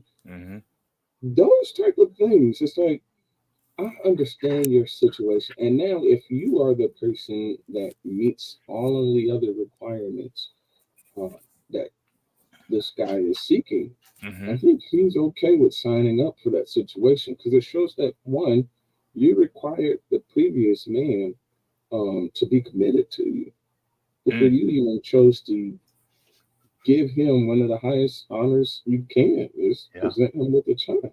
Yeah. At the risk of your own life, right? Like they always talk about like black women and women have like these high chances of morbidity in childbirth and all of these complications. It's like you're risking your life to bring a child in the world. Yeah. The least you can get out of it is commitment, right? You didn't require that from the other guy. Yo, and then be on the show looking for the fourth guy. No. I want what he had. I want that one. I want like. I want that when you were 29 or 25 and before you had your first one. I want that level when you were still open. And then here's a kicker to all of that. What I just told you is 34. She's on the show. So we're going through what she's talking to the dude. It's 34, 3 kids by 3 guys. The first guy died. Okay. That's fair. Mm-hmm. But it's at number 2 and number 3, right? Mm-hmm. And she did match with somebody, but she asked him right off the bat, how do you feel about celibacy? Nope. And so he was like, well, no, whoever you are, it's okay. When I meet you, that's how I meet you, and I'll accept you as you are. I was like, okay, good answer. And then she was like, so how would you react to something when you couldn't get I couldn't give you something you wanted? How do you react? I was like, so she's like, hello, she's telling you that she done had the kids and she done had all the sex and she's done having sex. She's not going to give it to you, and she wants to know how you're going to react before she doesn't give it to you. Are you okay with that? And he had kids, and he was older. He was like 40 or 42 or something like that. So, but I'm not 42. I'm not in my 40s, so I don't know if like you stop having sex once you have kids and you're 40 or something. But you're gonna be 42. So. That's just a wild question to come to the dating market, right? To come to the dating market and sexually act like I see the evidence. I see the evidence. I see the evidence. If you came to the dating market without the kids, okay, all right, I might entertain the idea of your celibacy. Yeah, a little more serious, but you did it 3 times at least. at the least. So yeah, no, those are just. I see them. I think they're coming from a good place, but I think it's too little, too late. Too late. I was thinking too late. If you said this when you were 20, okay, I'll grow with you. You grown. You done gave it away. Why are you holding it away now? It's not like it's. I'm not even going to say that. I'm not going to say it. I'm not going to say it because I don't know what it'd be hitting on or what it'd be like. Maybe after 3 is, No, maybe after 3 is different. I don't know. To your person, it still remains valued, right? Sure. Because you got so much built into it. But to the open market, why? Like, why would I sign up for that when I can get that? Like you're competing. You're still competing because you're on the open dating market. So it's like, and then they always say like the maturity level. Yeah. Okay. Yeah. I can find a mature 25, 26-year-old. Dang, I was just about to make that argument. It's like, well, maybe that's the not sleeping around, STDs, maybe asking for the commit. Like you're saying, I should go for the commitment. Well, I'm going for the commitment. Maybe that's the after all these experiences, I'm on the right track now. I'm playing devil's advocate now. After these experiences, I learned my lesson. Now I'm on the right track, and the next guy I meet, I want to give him my soul and mind, and then my body. Okay, that's cool. That's cool. But unfortunately, we are human, right? Like, give that to God. Yeah, not me. Give it to God. Not me. Oh, okay. Yeah. I mean, because again, we're all human, so I'm still looking at that as, is this a good deal or not? This is a good deal. God, and that's not a good deal. It sounds like a car. It sounds like sticker price versus pre-owned. You want me to pay retail price I'm clearly looking at something that someone else is pre-owned. So, oh no. And look, I want this to be on here. Okay. All right. I want to make this clear that I'm not just talking about women here. Okay. There's guys too. He's got 2 babies. He's got a 2-year-old and a 10-year-old. Yep. And he's on here looking for the 3rd. So, guys too. And you know what? Unfortunately, again, a lot of context is probably needed, right? Yeah. Yeah. I wonder if when he was going out on the West Coast that he himself was staying, on the straight and narrow. Because if he wasn't, I'd say, look, y'all can figure the thing out. You did your dirt, she did her dirt. Go and get your family back. And get out of the dating market. Yeah. Get out of the dating market because you got kids in a fatherless household. And you're their father. Go back to him. Yeah. Now, if she was just out there doing him all kinds of wrong, and he had no, other than just chasing money, and he had no other faults that contributed to the situation, that's a little tougher.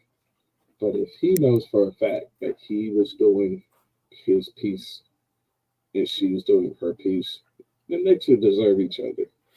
Don't get your family back. Get out of the dating market. But don't go and try to get another person. Contribute to the epidemic. Right. All right. Let's see what our brother has to say. Yeah, kids. Yeah, I got my stepdaddy license. That's good. I like that. I do. I want another girl. Okay. One other girl. All right, let's do it. Khalil, Macon, Georgia, communications manager, also real estate, 32 Aquarius, 2 kids, 10 and 2. He admits that he messed up in his last relationship, but you're ready to do better. Absolutely. All right, how can the woman reach out to you? You got to check your DMs. Yeah, my name is Khalil Judy. You can find my name on Facebook as Khalil Judy. Instagram, I believe it's Quiet Storm. I do have a TikTok. It's Mr. Judy. And the best way to probably contact me would probably be through Facebook. Facebook. All right. Give them Mr. Judy on Facebook. Khalil Judy on Facebook and Mr. Judy on TikTok. Khalil Judy on Facebook. Is that the way he say it? He say it like thug, like it's like Mr. Judy on TikTok. You know, it's like hold on. I just gotta hear that again. The way he just like. Mr. Judy on Facebook.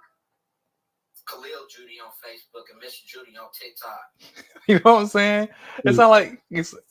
I don't know. Something like West Coast, like it's not like Snoop Dogg, like Khalil Judy on Instagram, TikTok. You know, I don't know. I'm just picking. Khalil Judy on Facebook. Okay. All right. Do you want to spell it? Is it the way it's written at the bottom?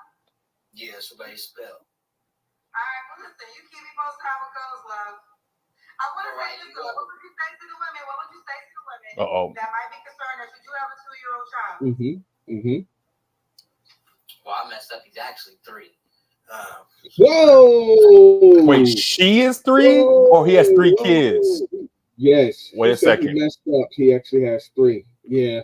So this is a huge red flag. Yo, he forgot a whole child. Oh, Yikes. That's like 2 flags in one.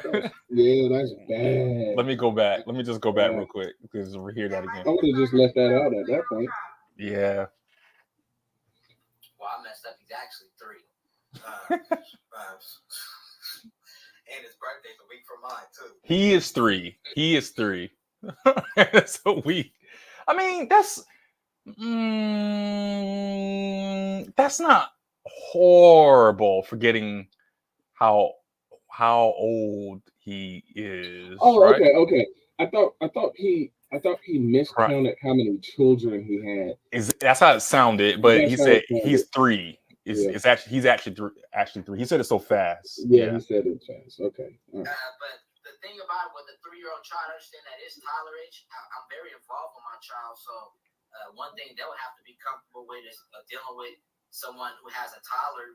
I don't have them all the time, but when times I do have them, I want somebody to be comfortable around kids. That's why I prefer to want somebody with kids, because then they know how to deal with kids, are comfortable around kids. It's very uncomfortable situation when you're dealing with somebody with a toddler. That's true. Because they're not all to express themselves. So when you're going around another woman that's probably not their kid, you got to understand that you got to also read the woman on how she's treating your kid. And I look at the dynamic of everything, plus the environment. You want everything to be stable. And that's probably hard for a single mom to do just as well as a single father. It's just finding somebody that your child and you are comfortable around, being around, to grow a healthy relationship with them, and just plus have a stable environment. I just think that's very important. Okay, well, he broke it down. Let's see how it works. You keep me posted. I still like him. I think he's a good dude. Absolutely. You have a fantastic night, Kendra. You're beautiful, girl. Thank you so much. Thank you. He's not perfect, but he's a good dude for the normals. I can't see your face. You went away. I was For the normals. Yeah. Who's that? For the normies. Wait, I don't know. I just said. Goodness. Sounds pretty elite right there. That's an elite statement. For those normies. As I look down from Mount Olympus. You know what I mean? Like the normal dating environment. I'm not dating. Yeah, I am looking down because I'm not dating. Clean it up, son. God, you trying to catch me up, man. Show me the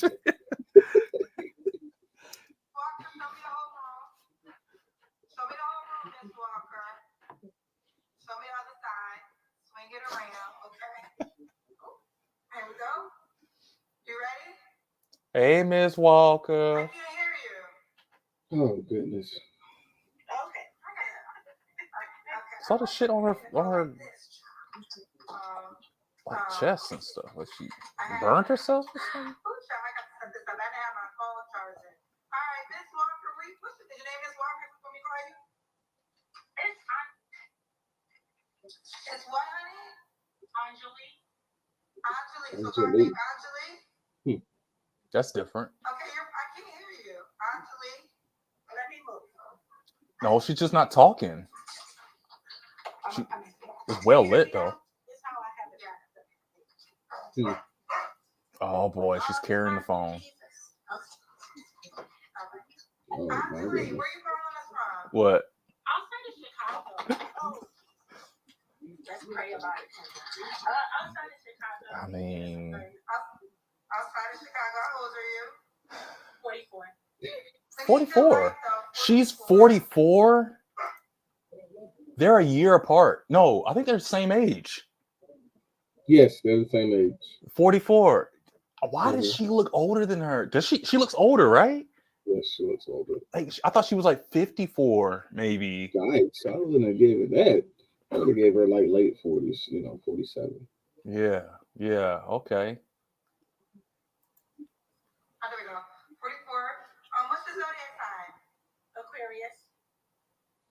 She have braces? Aquarius call, right? Aquarius in the house. You work for Aquarius. No braces.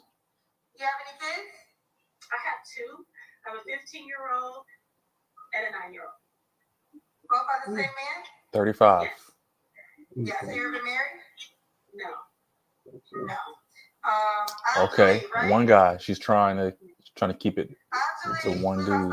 I mean, at this point in time, I think she's done with wanting to have children too. So the guy would need to be, done with wanting to have children as well. So I mean, it could be possible, but and she seems pretty modest as well. She gives me not crazy out there vibes, but she's definitely like from her hair and her outfit.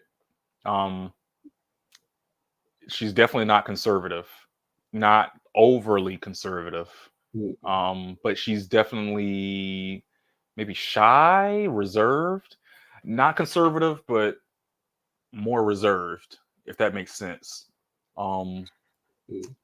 Glasses, I mean, it is what it is, but the Yeah, I hair, think yeah, sometimes glasses can give a fake illusion of intellect. Sometimes I don't know right, why.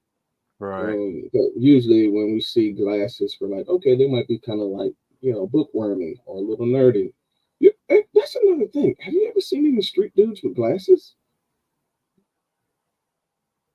No, the last guy had glasses. Is that what you're talking But about? would you consider him street? I would consider him. I think so, but not your like ratchet, like hood street. He's more Right. like Street adjacent, hood at least. rich Like kind of he street. grew up near, or he wasn't in it, Yeah, but yeah, he yeah, probably grew up around it. yeah, Mm. yeah. I think usually we kind of especially like with guys, like we see Mhm. glasses and we're like, oh yeah, you weren't really about that life. I guess maybe if they do have any type of visual impairment, they just don't wear glasses. That Yeah. could be it. They would just forego going and getting eye exams, and, Jeez. they just walk around half blind. Yeah, But yeah. I don't know. maybe that's what is. No, I'm not even gonna go there. Okay. All right. Let's see what she says then. For a living, I'm a director at a credit union. A director where? At a credit union. Credit union. Okay, she works in the bank. All right. So we got Angelique, lives outside Chicago, 44 experience, mom of 2 kids by the same man, never married, a director at a credit union. What kind of man you looking for, girl? I think my priorities right now is someone who is compassionate and fun. Mm-hmm. I love somebody who can laugh, make me laugh, enjoy life. Somebody who doesn't walk around with a chip on their shoulder but can let things easily go. That's another thing. If you ever watch enough of these shows, you'll realize when the women start explaining what it is that they're looking for, what they do is they start to explain the guys that they used to deal with. Yeah, yeah, Pick yeah. that up because they'll start saying things and they'll start saying, yeah, I don't want him to still be dealing with his baby mom. I don't want him to be asking me for money. I don't want him to. Yeah. I was like, whoa, so Specific. yeah, that's real specific. Like you've narrowed it and cornered it down to like not wanting this one individual. And Yeah. it's the guys that you used to deal with before. So Are you- I always peep that. Like I'm just like, oh, she's talking about a guy. Like just go ahead and say his name. Like I don't want Jimmy anymore. I'm letting it be known, Jimmy. I don't want everything about you. I don't want. I don't want a mama's boy. I don't want a guy that can't, Mhm. do for himself. Like they Mhm. start explaining the guys they used to deal with. And I'll say this too, to that, and to the aspect of women saying they won't do something anymore, right? Mm, Going back to the thing that you were just talking about. Hey, when a woman says she won't do X anymore, at this point she's tired of it, or in this aspect where she's like explaining the last dude, right? I think all of that is true up until it's somebody that she really likes. For whatever mm, reason, he can have all the red flags and all the things that she doesn't want, but if she likes him enough, likes for him enough. whatever reason it is, she will break all of her rules for that one guy. I wouldn't do it with you, but this guy, This guy, yeah, it except doesn't matter. if Whatever. right, am I Yeah, right? yeah. She would change her whole song, everything she's about to say right now. If she likes him enough, if it was I will even say what's his name, The Rock or something. If he stepped in the house, he was like, "Take your clothes off. I'm taking you right now." She would throw all, and he's a mama's boy. And he asked her for money, all this kind of stuff. If he walked in the house and he said that, she would do it.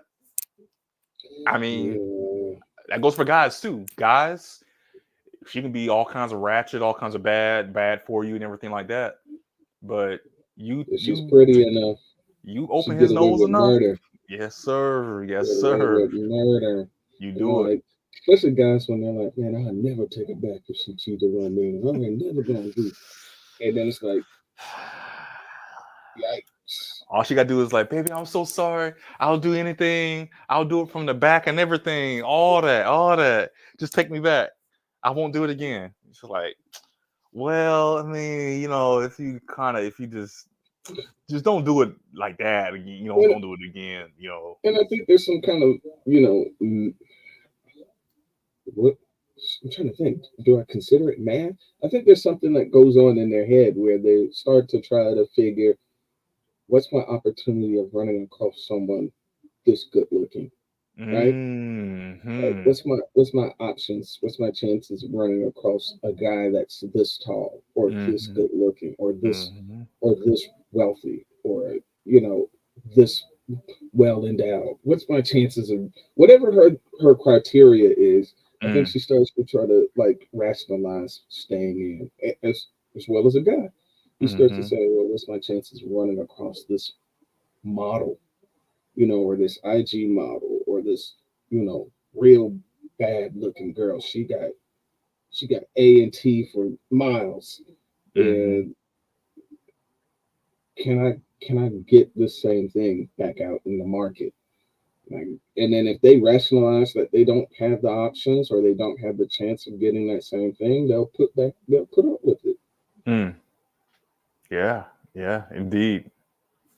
All right. Want to go experience, travel, all of it. All of it. Have a good time. That's important to me.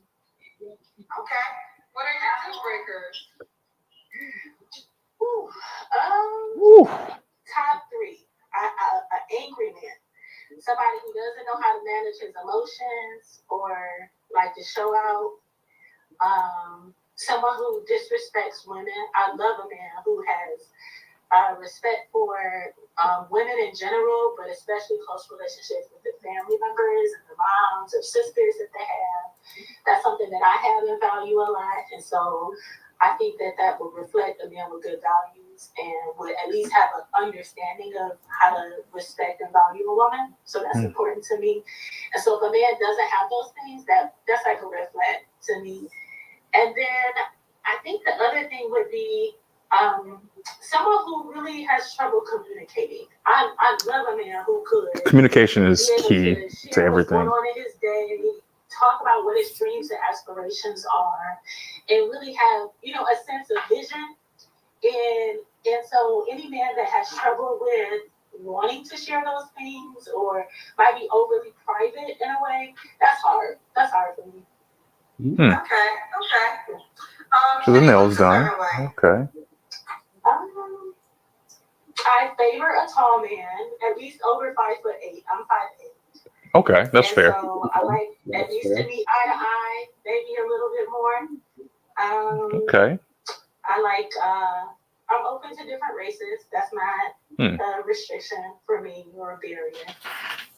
And yeah, that's pretty much it.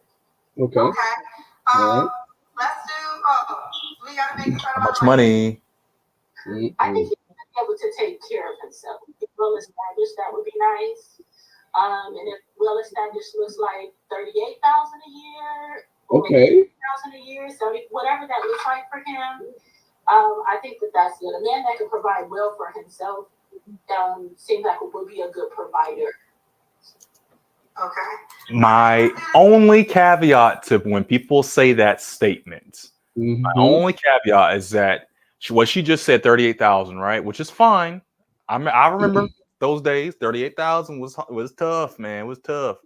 But that's my point, though. It's like I hope when people say that they understand where that person is in their life and they're able to accept them at that stage of life. Because people say, like, oh, go ahead. No. You're right. The problem is the age component now. Oh, good point. Yeah. Because if she said that as a 22-year-old, right, a 25-year-old, cool. But she's now that big age of 44. Mm-hmm. That looks way different because, like, what are you doing making 35? Right. 40? And she You're said not something. gonna spend that. Yeah, she said something too. It's not exactly what she said, but it kind of made me think. She said somebody that has goals and dreams and hopes and all kind of stuff. I was sitting there thinking like, um, if they're in their mid 40s, let's say she's gonna say her age range eventually, but I'm Mm-hmm. thinking somebody her age appears, she's in her mid 40s, he's in his mid 40s. He should be established. He should be establishing his goals, if not already well into them. Because Um, what was her job? she's a financial thing or something like that. Because somebody said she can help with your fix your credit or something. She made money. She Like a financial aid at a credit union, right? yeah, Yeah. yeah. It was something like that. Oh, somebody said it too. Somebody said it right here too. Dreams and aspirations at 50, too late for that. Yep. That's Yep. you know what I'm There it saying? is. And it's cool if it's like you take your hobby to the next level, or you're on if you had a 10-year plan that started at 38 or something and you're like Mm-hmm. 12 years in, it took a couple more. Sure. But you talking about, man, I'm gonna make it to that 6 figures at 50 years old. Man, I'm gonna get there. It's like from scratch, unless you have some super financial plan that's about to hit. I don't get it. Like real estate, real estate. Usually, maybe if you're in your 40s or 50s, you have that financial capital to be able to throw into real estate and get started. Okay. Mm-hmm. But if you're talking about a career is a job that you've been in for a while, working on a pension, working on an end goal. Talking about a career, no freaking way, man. Um, Mm-hmm. and that's where just want to reiterate my point. It's just that you talking about a dude at 40 for 38,000 is not hitting it. And if that's what you're okay with, then make sure you understand that he's not going to have the money to travel. Yep. He's not going to have the money to go and get you nice things. Mm-hmm. He's barely going to have enough money to pay his bills, depending on where he's at and how he's living. He ain't buying a nice toilet paper. He's buying the half ply toilet paper. You're You know what I getting a mean? great value. And be ready to be let down often because he's not going to be able to join you on Mm-hmm. fun things that you want to do. That's all. I And don't know if they get that when they say that. I don't know. I think she's getting she's probably has either one watched enough Kendra G to understand what Kendra G's audience is gonna do if she starts Yeah. asking for a 6-figure kind of guy. That's Yeah. one. Two, she's probably has enough real world experience to realize that guys that make that certain type of money have not been her realistic uh, suitors, right? So Hmm. she's seeing real world experience that the guys that are approaching her or and entertaining her and presenting themselves in front of her are guys in that salary range, like Hmm. salary bracket, and she does not want to exclude them on salary alone, which is smart. Hmm. In either scenario, either she knows that she really wouldn't prefer a high earning guy, but she knows that Kendra G's audience will roast her. That could be one. Or she knows realistically she has not been getting real world experiences running into those kind of guys. So let me say something real world. Those one of the two or both can be true at once. Hmm. Um, but I feel like yeah, she may not understand, like you said, what it would actually come with. Like, okay, you realize this is where you're at, but now do you know that this guy he's not going to be able to, you know, go to trips every year. Maybe I might have to do like every 2 years a trip somewhere. Yeah. He's just getting by on his own in a Yeah. studio, a 1 bedroom place, with a roommate, or if it's 2 bedrooms, he's got a roommate. Yep. Exactly. I think somebody's saying it right here. I don't know if they're saying our point, but it said he will give her pasta and lobster. I don't know what that means exactly, but I think if I'm gonna take it as they're saying our point in that whole thing. But all right. Kendra Cam. Yep. Now I gotta move again, Kendra. Give me a second. We're gonna get it together. Oh, she sound like somebody's mama. Let me get it together. I made it on here. But she is so his mama. And my brother was here a month ago. Who was your brother? Okay. All right. She got it. I mean, guys are gonna always entertain anything. So I'm just like, because usually I think once, I'm gonna say some really judgy stuff and it sounds really bad. People are not always in shape, especially after having kids for both genders after a certain age. You know, I'm looking for it. I'm looking for like, okay, are you staying in shape? Because it's not enough to just have a good job. Okay, it's not enough to just have a stable lifestyle. You also, I think, this is Terry's morals and values. And this is how I see things. You have to take care of your mind. That means keeping sharp by keep challenging your mind, keep reading, keep viewing things that make you critically think, right? mm-hmm. You have to take care of your spirit, your soul, emotional side. It means being able to express yourself however the way that feels and taking in things, positive energy, and getting rid of negative energy by exercising it in that spiritual way, doing activities that make you have fun, all that kind of stuff or whatever. And then physically, that's why I'm getting at here. Take care of your body, man. Cardio, and I'm doing it as well. I'm getting into it. I'm trying to find other ways to stay in shape, especially at my mid 30s, going to the 40s. And I think that's what she's doing here. She's all around. She's a great lady. Is she perfect? No.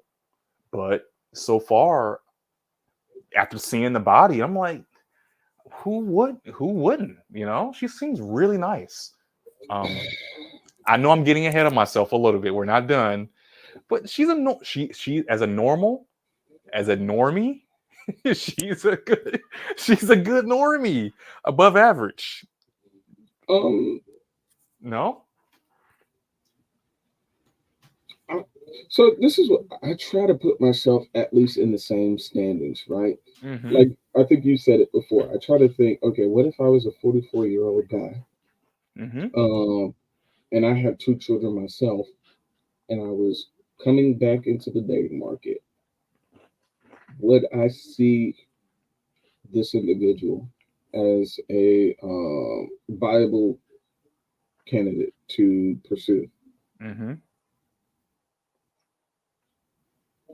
And I don't know. What gives you hesitation? So, I think what would give me hesitation is that you kind of have to think. I know it irks a lot of, particularly women. Women hate this comment, but it's like you're very charismatic. You have a attractive face. You got a nice body. Why are you single still? Mm-hmm. Yep. Why are you are amazing in every way. Why are you single? Why? Yep.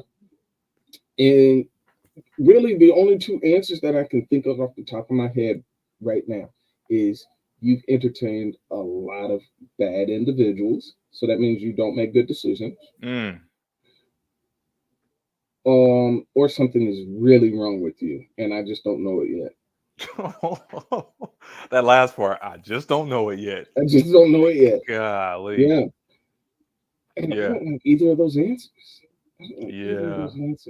That's a good one. That's a good point. So you think she's gonna fall into one of these 2 categories? But you could say that about anything, any single person. So you would have a hesitation with anybody that you would run into, is what you're saying. I think originally, yes, because I need to get to know more of the context of how you're still single, right? Like, and again, I think unless someone else, right, can comment and give me other viable reasons, I think you can kind of boil them down to they will fall into one of those two camps. Like you are constantly making poor decisions. You're judging character incorrectly. You're picking for the wrong reasons. Uh, Again, making poor decisions. Um, if you're very impulsive, poor decisions. You give too much grace, poor decisions. Well, let me ask you this, because those are really great points. However, now as a guy, hypothetically, obviously still in the dating market at her age, 44, she comes up or whatever. With that being in mind, either poor decisions or something is wrong with you. Um, could you understand that and still pursue though? Could you still move forward? Because maybe whatever is wrong with them is something that is easy for you to tolerate or is a non-issue, you know what I'm saying? Or maybe for the other side, poor decisions, maybe they have grown at this big age of 44 and they are now making good decisions. They just haven't had the right person come along to give those good decisions to. Ooh, okay, all right. And your morals and values you're gonna people say biases like they're bad things because most of the times they're used in bad ways, but your biases are your values that you built up on out of your life experiences, and they're always going to be there no matter what. And that's fair. Yeah, But at the same time, and then I'm trying to turn it on myself too, because remember, yeah, in this scenario, we're both single. So it's like, yeah, how could I say that to this individual and not redirect it at myself and say, well, I'm single. So what, have I been making a lot of poor decisions? right. Is there something wrong with me? There's something Okay. wrong with you. And you got 2 kids. Yeah, yeah, yeah. So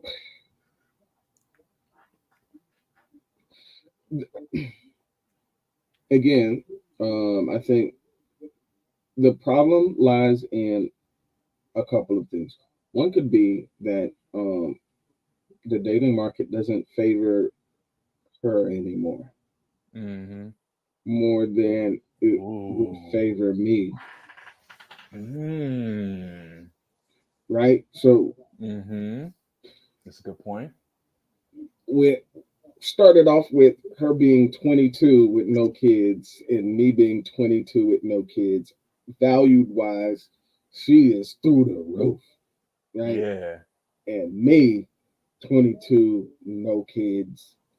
I ain't got no job. I'm still a college kid. She's still a college girl. I'm still a college guy. Like value wise in the dating world, I'm here. She's here. And then as we start to age, right? We start to Yeah. get older. I'm starting to work and I'm graduating college. She's graduated college too. Bam, we both had a child, one child.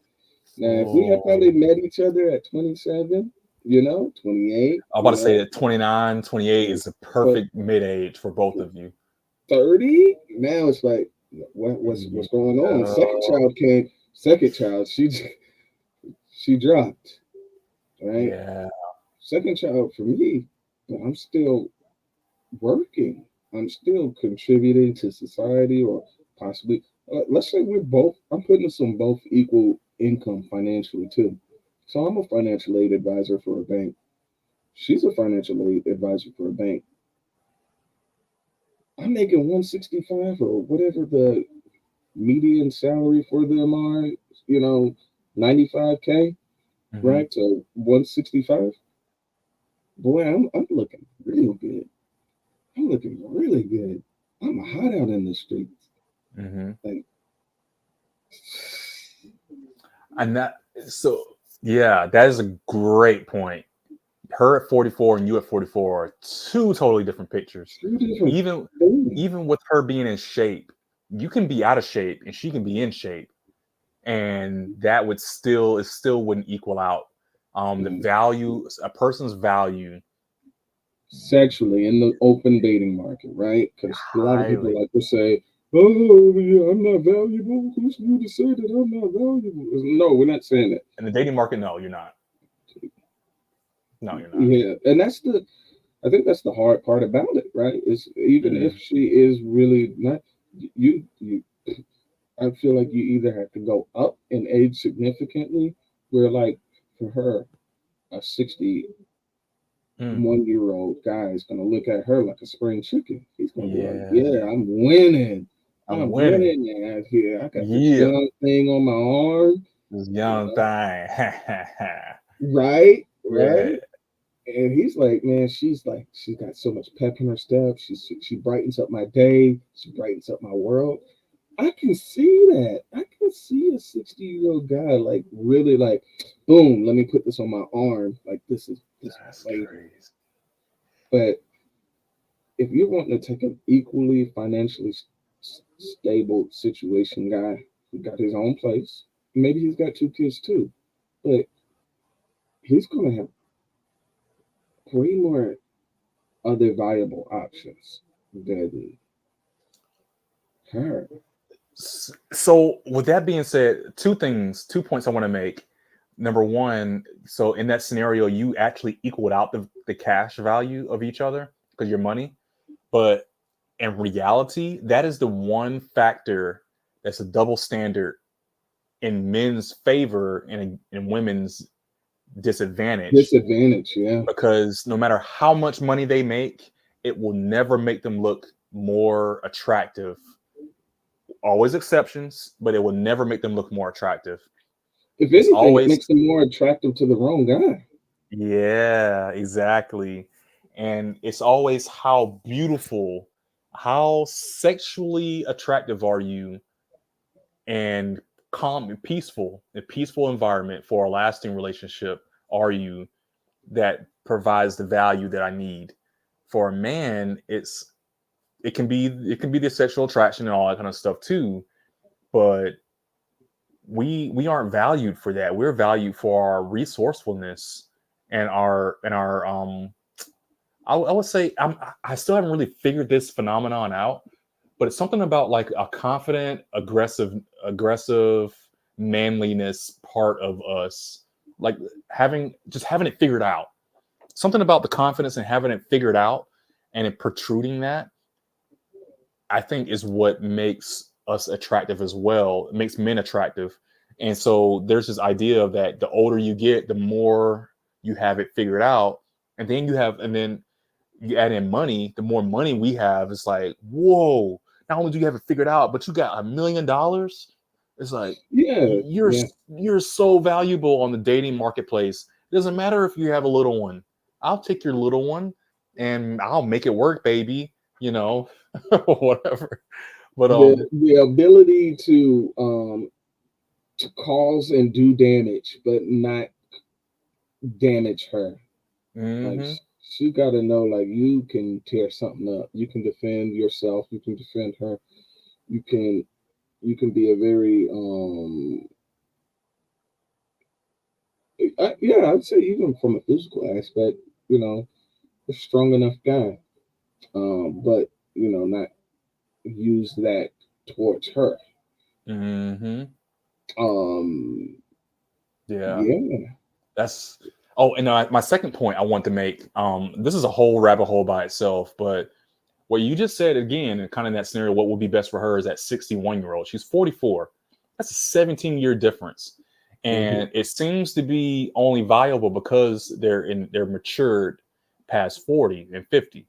Now, why? Here we go. Why is that not the same case for an 18-year-old and a 35-year-old? 17-year difference. The girl's 18, and yes, all the same factors we just talked about. She's fresh, and she has supposedly she just walked out of the church at 18. She's been living in the church from 1 to 18 years old. She's 18. She walked out of the church. She is pure in every way. And here comes the guy that's 35. So that's 17 years difference. That's the same scenario. She just walked. This is her. This 61-year-old is now 35 years old. 35 is solid. 35. I mean, it's not 61, but right.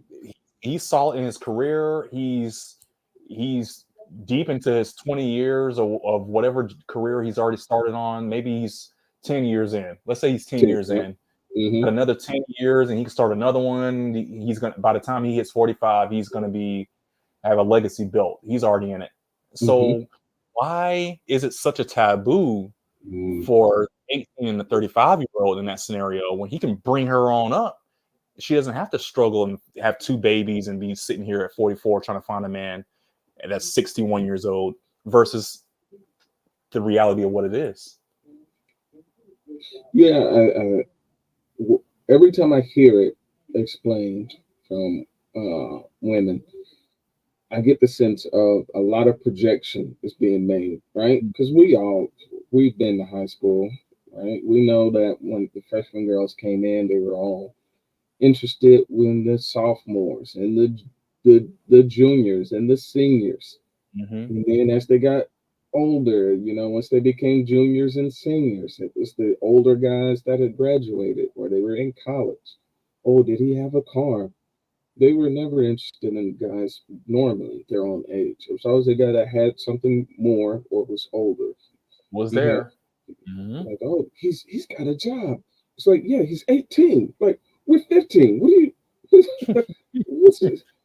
doing? Hypergamy.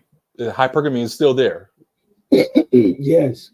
And so I think the problem around the taboo of like 18-year-olds dating some guy who's like 29, 30, 19-year-old dating is that when women look at that scenario, they recall when they were that girl and the guys that they were entertaining, and they weren't entertaining quality guys, right? And so they're like, oh, this guy, he gave me so much drama.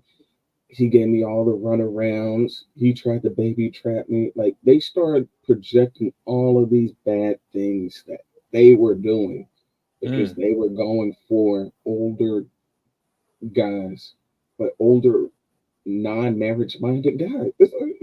This guy was never trying to entertain you for any serious reasons other than just sex, right? So, and so then they look at it as predatory. But not at 44 to 61, because it's the same age gap. It's just a different time of life. Yeah, and then there's some science still out that's do you fully start has your brain fully developed at that point in time? They say your frontal cortex. Women don't develop their frontal cortex fully until whatever the age is. Like, I don't know if it was like 23, 24, 25, somewhere right there in that little sweet zone. And maybe, I have to give credence to that argument. Maybe they have not fully matured, but you and me both have heard that women always mature faster than men, right? So it's like, if they're maturing faster, wouldn't that mean that they are able to date more matured individuals, being that they matured sooner? You would think. Mm-hmm. You would think. Hold that thought. I'm gonna go get another water real quick.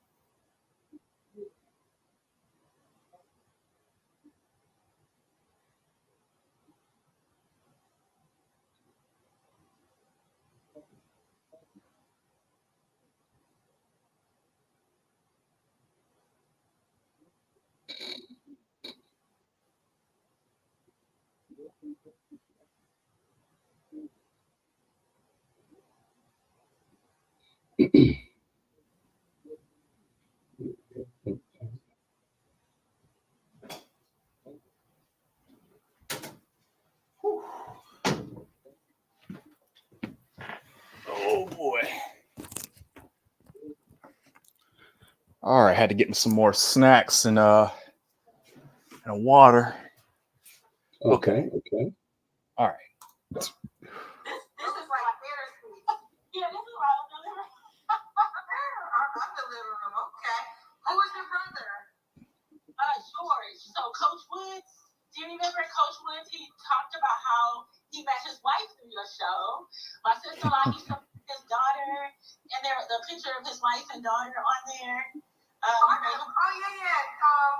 He lives in Chicago, right? Yes. Yes, I do recall. She does have braces. I thought so. She sounds like she has braces. So, Angelique, right? Yeah. When was your last relationship? 3 years ago. 3 years ago. You don't have to answer. What was that? You gasped. She said her last relationship was 3 years ago. Huh? Is that a red flag or something? Yeah, that's a red flag for me.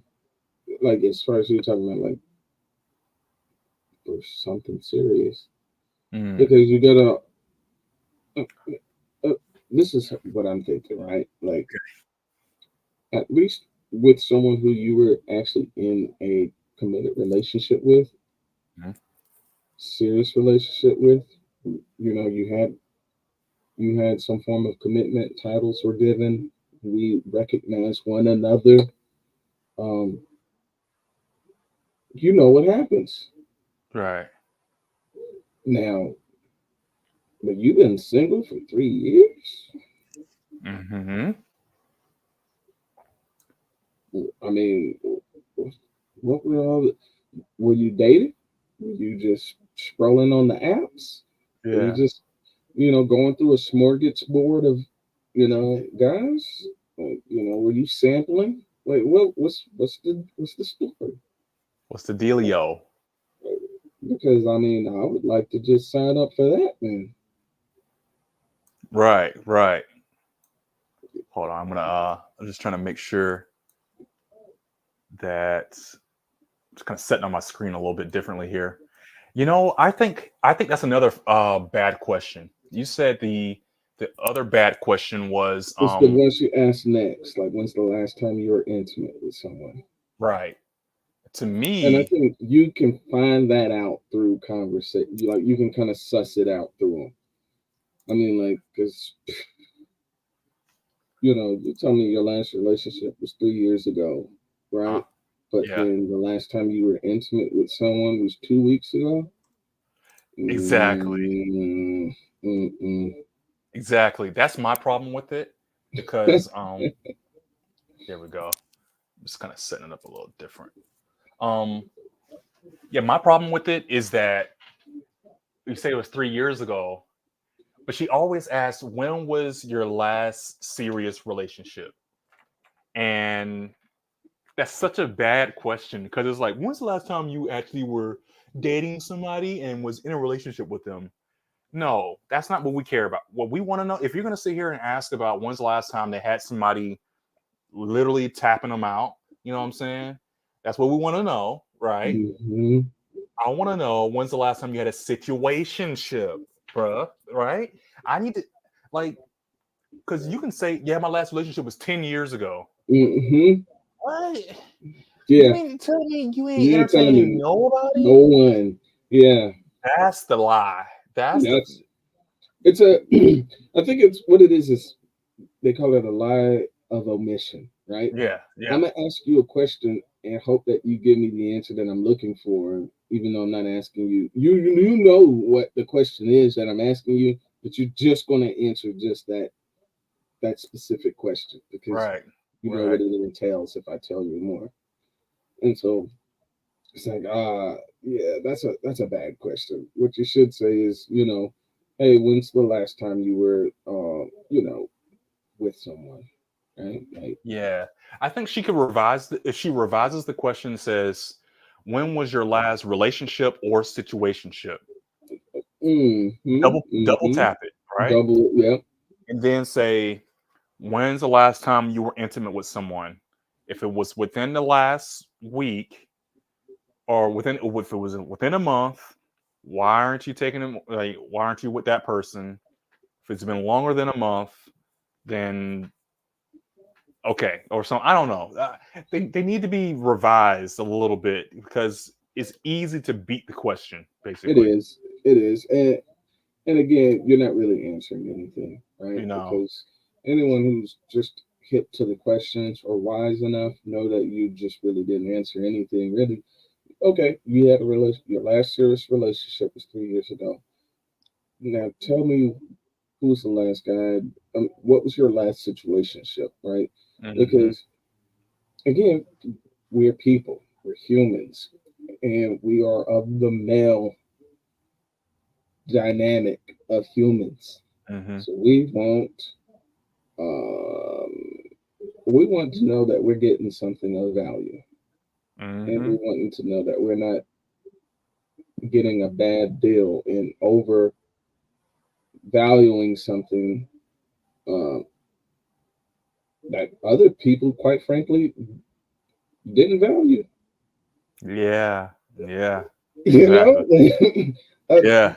the other 20 other people was able to just get away with Netflix and chill, and maybe like, hey, you want to come and smoke something? But you And know, now I gotta do 5 times as much for what? the reason they always say on these shows when they're like, "Oh, I did this," the reason they always say is because I was young. Well, Kendra, I was young. I was young, Kendra. I'm like that. I don't know if that's a good enough reason anymore. Because No, if you can go through your 20s hitting all the clubs and getting hit by all the clubs, and get to your 30s and be like, I was young, forgive me, then it's like, jobs don't even do that, right? Like, oh, that's a let's be serious. Jobs will hold previous job experiences against you. mm-hmm, Government positions, like when you go to join the military, they want to know what was your drug use experience. Hey, mm-hmm, can we there's waivers in certain situations, right? They'll they'll do a waiver for you if they want you bad enough. If whatever you did wasn't egregious enough, mm-hmm, whatever charges you have, whatever criminal activity you were involved with, but mm-hmm. they want you to be upfront and forward with it because if I find out later that you're lying, you're in a bad situation. And Right. unfortunately, a lot of people, if you got to lie about something, that means you're shameful about it. That means you know that whatever it was that you were doing could cause you to be disqualified. And Mm-hmm. so, and you'll hear people say, well, you should lie on your resume, say that you didn't do X, Y, and Z. It's because you know that you could possibly be disqualified. That's why coming out right and asking, someone, how many partners you might have had, they could lie if they think that you're a person that may disqualify them on it. So you kind of have to suss that out of them. Mm-hmm. Kind of gotta ask leading questions and like, try to get dates and stuff. You're like, oh, okay, all right, yeah. What was your craziest situation that you've ever been in? Where's the wildest place you've ever done it in? Like, and once you get to like that level of conversation, and then you're like, oh, okay, all right.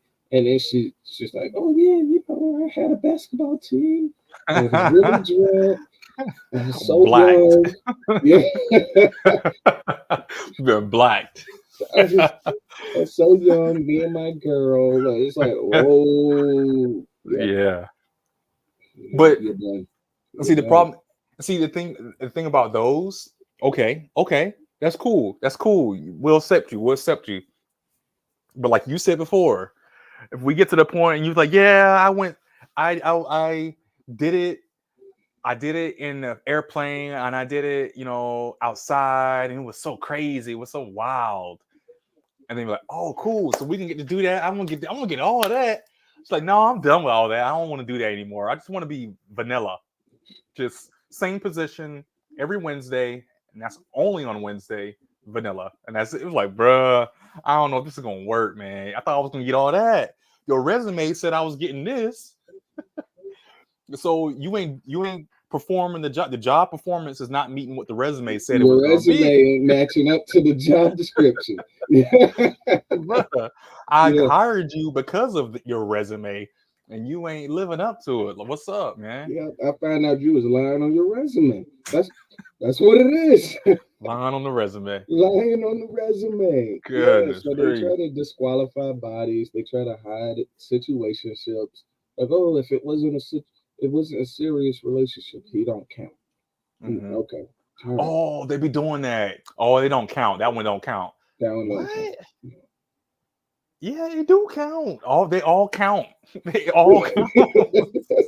They all counts. Goodness grief, man. Because they try to come up with all of these exclusions, like, oh, he didn't last long. It's like that's neither here or there. Yeah. It still counts. It still counts. I don't care if it was a You just gotta just run it back. That's all. It didn't. So just run it back. That's all you gotta do. A redo, retry. That's you just owe him one more. That's all that is. Feel nothing. Like they say all of these things to try to get out of counting people, and it's like, yo, he counted. He counted. Like, if you work one day at a job, that counts. That counts. It counts. It's on your resume. Put it on your resume. Put it on it. I'll tell you what. If it was a dude and he was hitting a bad female, and he lasted one pump and he was done, guess what? It counts. Hey, yo, I hit that. Man, you only lasted 1 second. Yeah. It don't matter. I still hit that because it counts for both because it's the sheer fact. We're getting into a whole nother domain here. I'll say this and then I'll be done. But it gets to the sheer fact that women have control of access and men have to fight for that access. For women, they can walk outside and say, I'm ready. Who wants some? And they can have a million dudes come. It's easy. For a dude, he has to ask 100 women before he can get one to give it up to him. So for the sheer fact that you're a baddie, you're a 10 or whatever, maybe they don't even know they're 10s, but you're a baddie and you can get it easily, but you gave it to this. You chose this guy. Yeah. Doesn't matter if he's ugly, fat, big, small, white, black. It doesn't matter what he looks like, but you chose him and he got it. And he was able to walk away and claim it, and you confirmed it.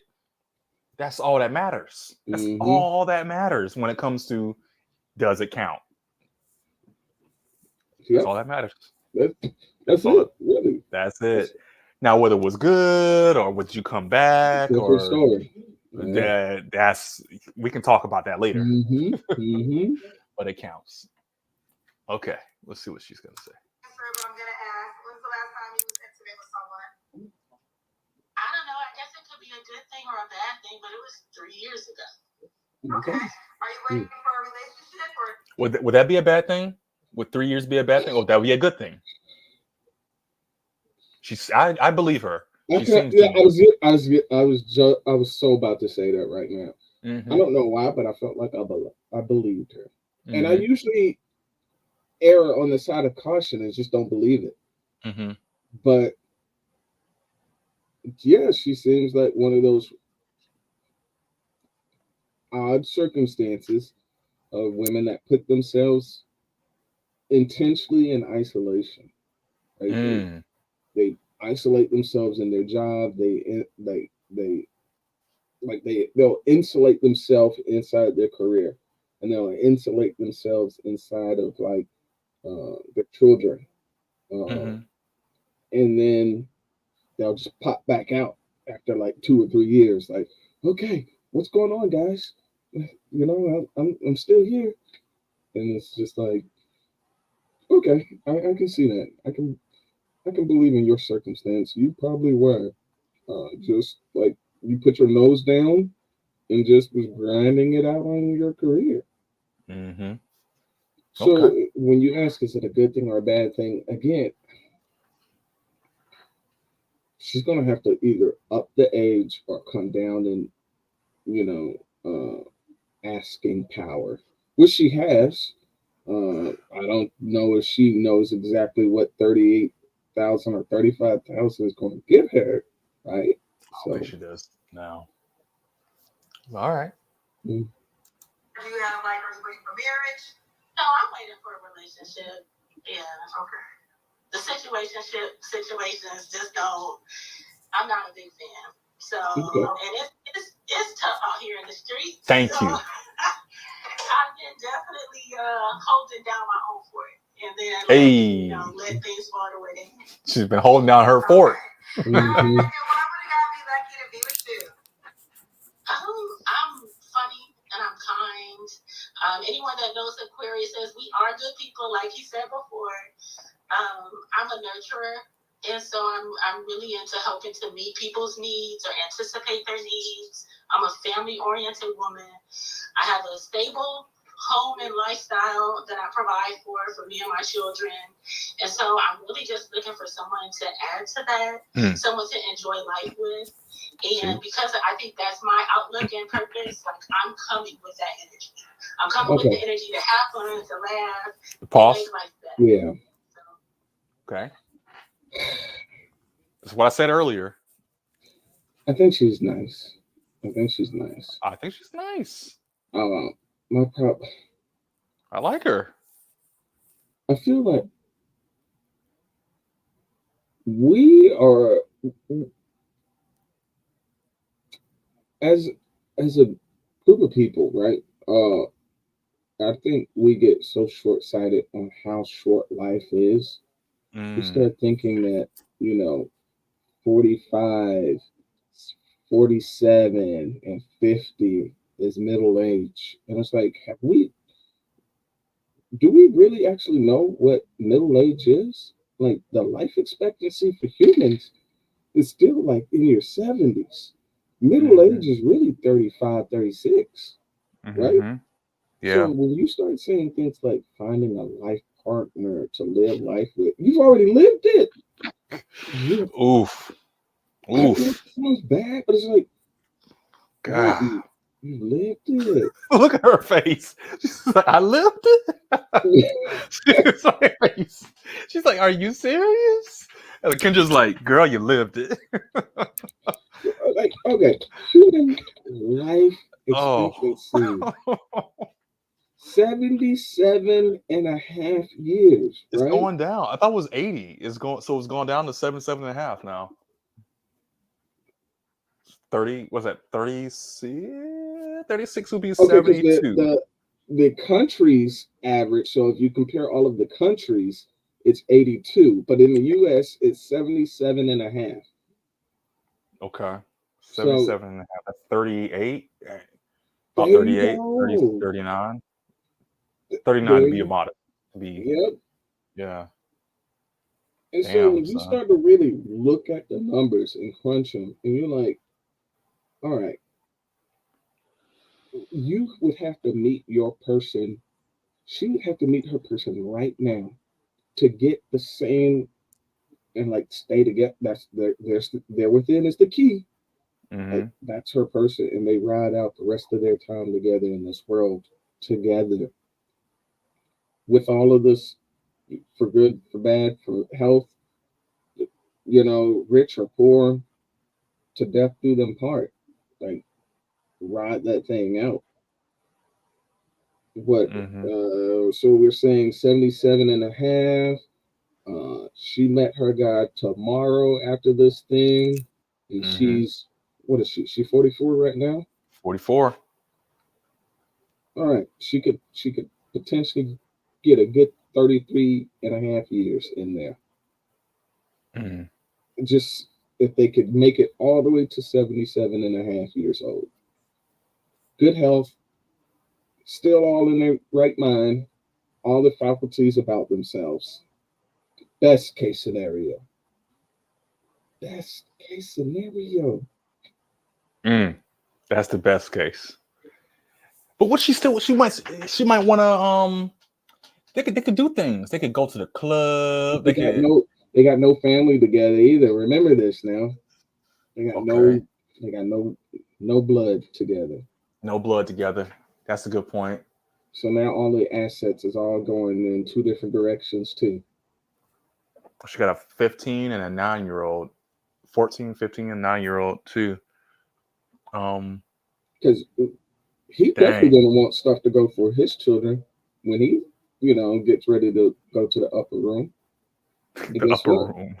She's gonna want the same for hers because they're Yeah. her children. Yeah, it's just messy, man. It's just messy. But she's a good lady. She's good. Like she's such a beautiful soul. She ain't had a situationship in about 3 years. Yeah. 3 years. She's got a tight body. You seen that? She takes good care of herself. She seems reserved. Like she seems nice. I mean, look at that face. Look at that face. You know, she makes good money. Like, what could you? Are you? And she's gonna find somebody, right? She can find somebody. Oh, here's the thing. I don't think women can never not find someone. Mm, Will they find a guy that they would be okay with being with? mm. You kind of said that with confidence. Mm. Women will never not be able to find somebody. Never, never. Dang, son. There will never be a woman, and I can say that with so much confidence because I know some of the guys that have no options, right? Yeah. That she would be an option for. Yeah. Now it's the Jeez. opposite for guys. Like there are plenty of guys that no woman would ever pick. Plenty. Mm. But there's no woman walking this earth that no guy would pick. Because all you have to do is just pick whatever her equal circumstances and situation is. Right. Wow. Okay. That's pretty good insight to keep in mind then. And make life better. Let's do it. We got Angeline outside of Chicago where she lives. 44. What's the age range you would date? Here we go. I would say 35 to 55. Oh, 35. What did I say? I said 44. I said 7 down. Wait. No, 35? 35. Wow. That is a 9-year difference. If they don't go up, right? If you don't go up, She has to go up. bad. Yeah, just I'm trying to think it through real quick. Really, for a younger guy, she would. Why would a younger guy pick her? Why would a 35-year-old want her? For the experience building. Experience building? Yep. Why would I'll give you a couple different ones. Why would a 35-year-old who is, like I said before, 10 years deep in his career, he's in shape, fairly good looking. He's not a supermodel, but he's good looking enough to have girls, attracted to him. And he has no kids.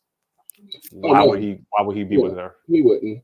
Now, a guy, if you take some of those standards out, he would. Goodness.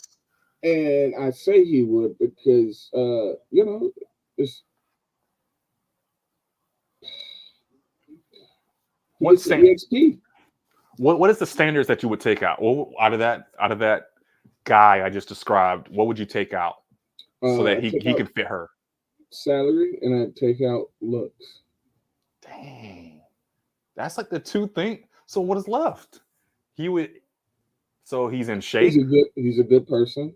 He's a good person, and he's not sloppy. He's so salary.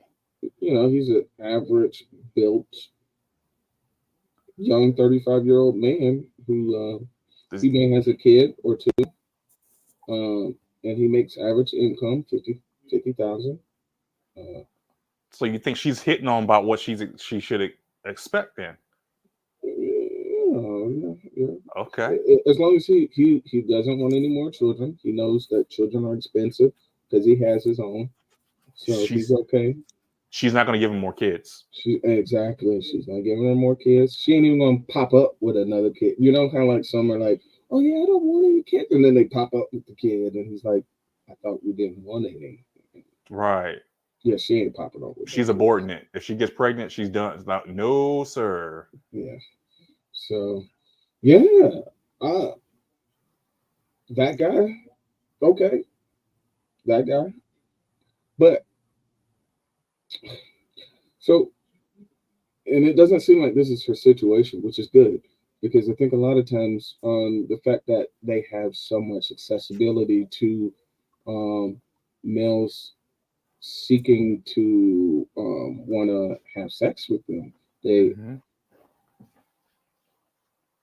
they mistake that as their relationship value and Mm-hmm. currency. And it's like, no, ma'am, do you realize like there's a slew of guys who just for sexual experience, yeah, they will definitely take you down. Mm-hmm. And they'll say silly stuff like, oh, there's so many young boys, all these college age boys be wanting to hit on They me say when I'm that. at bars. And it's like, man, you as EXP. Ooh. EXP. He's just trying to get his skills and experience up for the wife. Isn't that kind of? Isn't that sounds so sad? So you're saying this is gonna sound bad. This is gonna sound bad for It anybody is. who's listening. It is. So you're saying this woman? Look at her. This woman is only. Oh, I can't even let the words leave. This woman is only good for being used up in a No, sexual manner to the wrong guys. Yep. to the Yep. wrong To the wrong guys. Yep. To the wrong guys. just just just letting them run through and It's that's it, not which looking for anything else. yes, and so it's good that she was at least I say good because I don't know what her actual situation was because I think usually when they say that they've been single and celibate for 3 years, 2 years, or whatever, I don't think it was directly intentional. I think sometimes it's accidental. Mm-hmm. They put their they put all of themselves so much into a career. They stay so focused in a thing that they just negated any kind of personal experiences Mm-hmm. for good or for bad, you know. And so a lot of times, sometimes we can mistake it as them having a lot of um,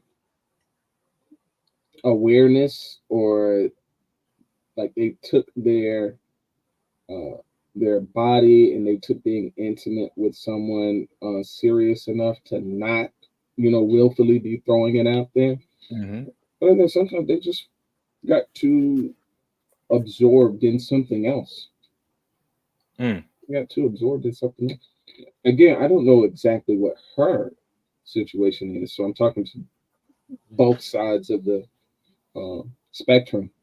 Yeah, because who's to say we don't know where her past is? We know she has two kids, never been married, and Mm. she's 44. Maybe she has had the wild days, and she has, in her 20s, she was all over the clubs and everything. She has had a chance to be married and all. Maybe this was a deliberate, direct effort in her being celibate and all this kind of stuff because she's doing that turnaround. I Mm-hmm. mean, look, she has a tattoo. She has now, like I said, she does not strike me as conservative at all. She's very timid. She might be nervous, Mm-hmm. but even looking at her house and stuff, I don't see a lot of stuff on there, but it looks straight. It looks Yeah. very clean, but there's not a lot going on. Just like And her outfit. mm-hmm. Now, I will say, and I don't know if you've noticed or not, Uh-huh. she is very aware of being top heavy. And so she has at very few times has guarded Uh-huh. what she's been blessed with.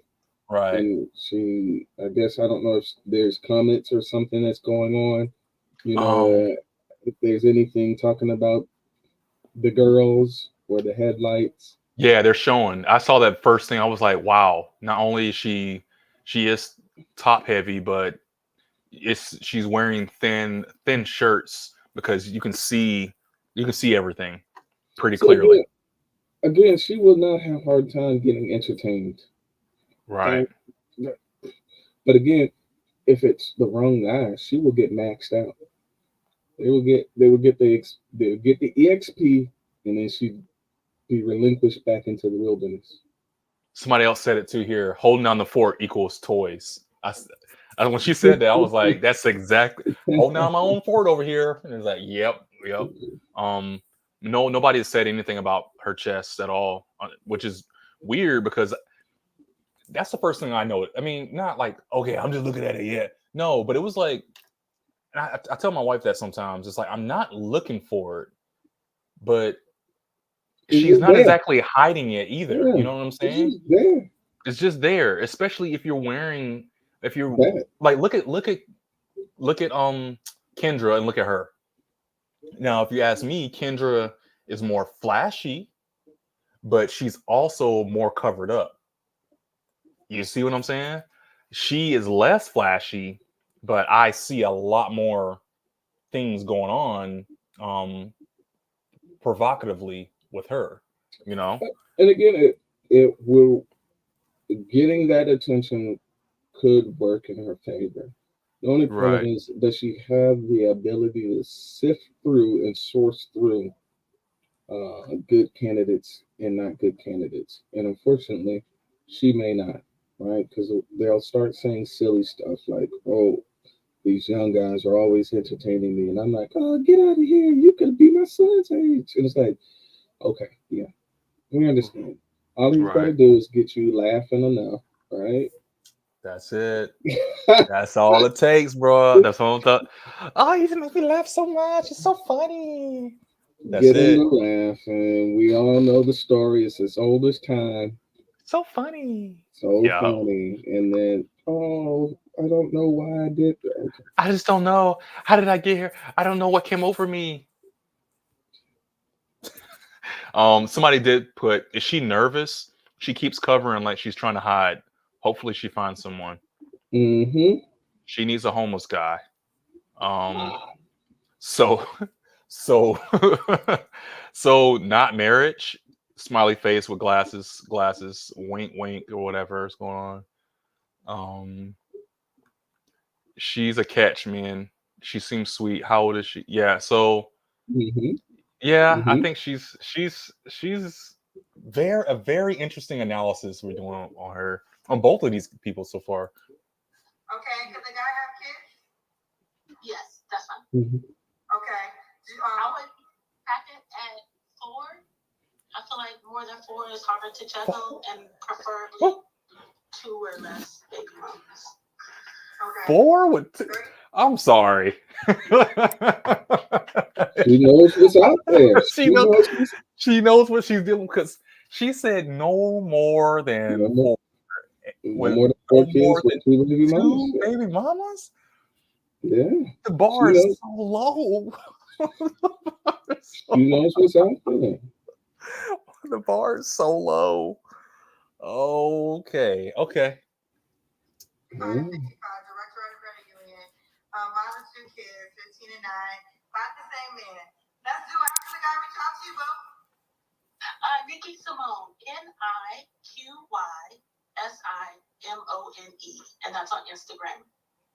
All right, baby girl, keep me posted. I bet she was fired back in the day. Thank you so much, and have a great night. 18 to 20 years old. I bet she was. I bet she was Okay. fire. All right. Let's keep going. Mr. Chris, show me the room. Mr. Chris, what's going on, Mr. Chris? Mr. Chris. Okay, show me the room. Hello? Yeah, she forgot 3 flaws.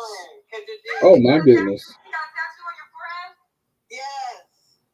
I'm like on the Castillo. I'm famous now. He's gay. What's on your forehead? What does it say? Yeshua means Jesus in Hebrew, and Abba means father or daddy in Aramaic. So was it a tattoo or did you write it with something? That's the tattoo. Why? Yeah. Every day. Why? Right. This is crazy. Okay. And I had to get it, every now and again, I have to get it updated. Updated. All right. So what do you want me to call your name, Mr. Chris? Yeah, my name is Mr. Chris Lord. I'm a transgender.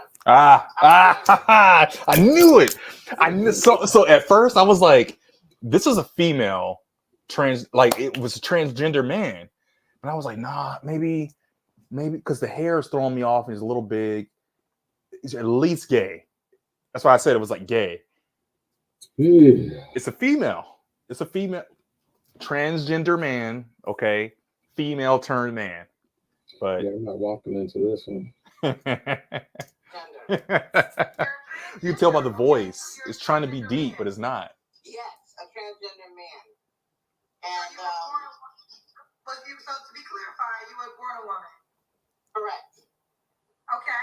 Okay, I appreciate you telling me right. Very feminine features too. Absolutely. And feminine lips. Something else I want to say right at the beginning is whoever gets with me has to be okay with the fact that I am totally in love with Dr. Juanita Bynum. So she has to be okay that that's my number one.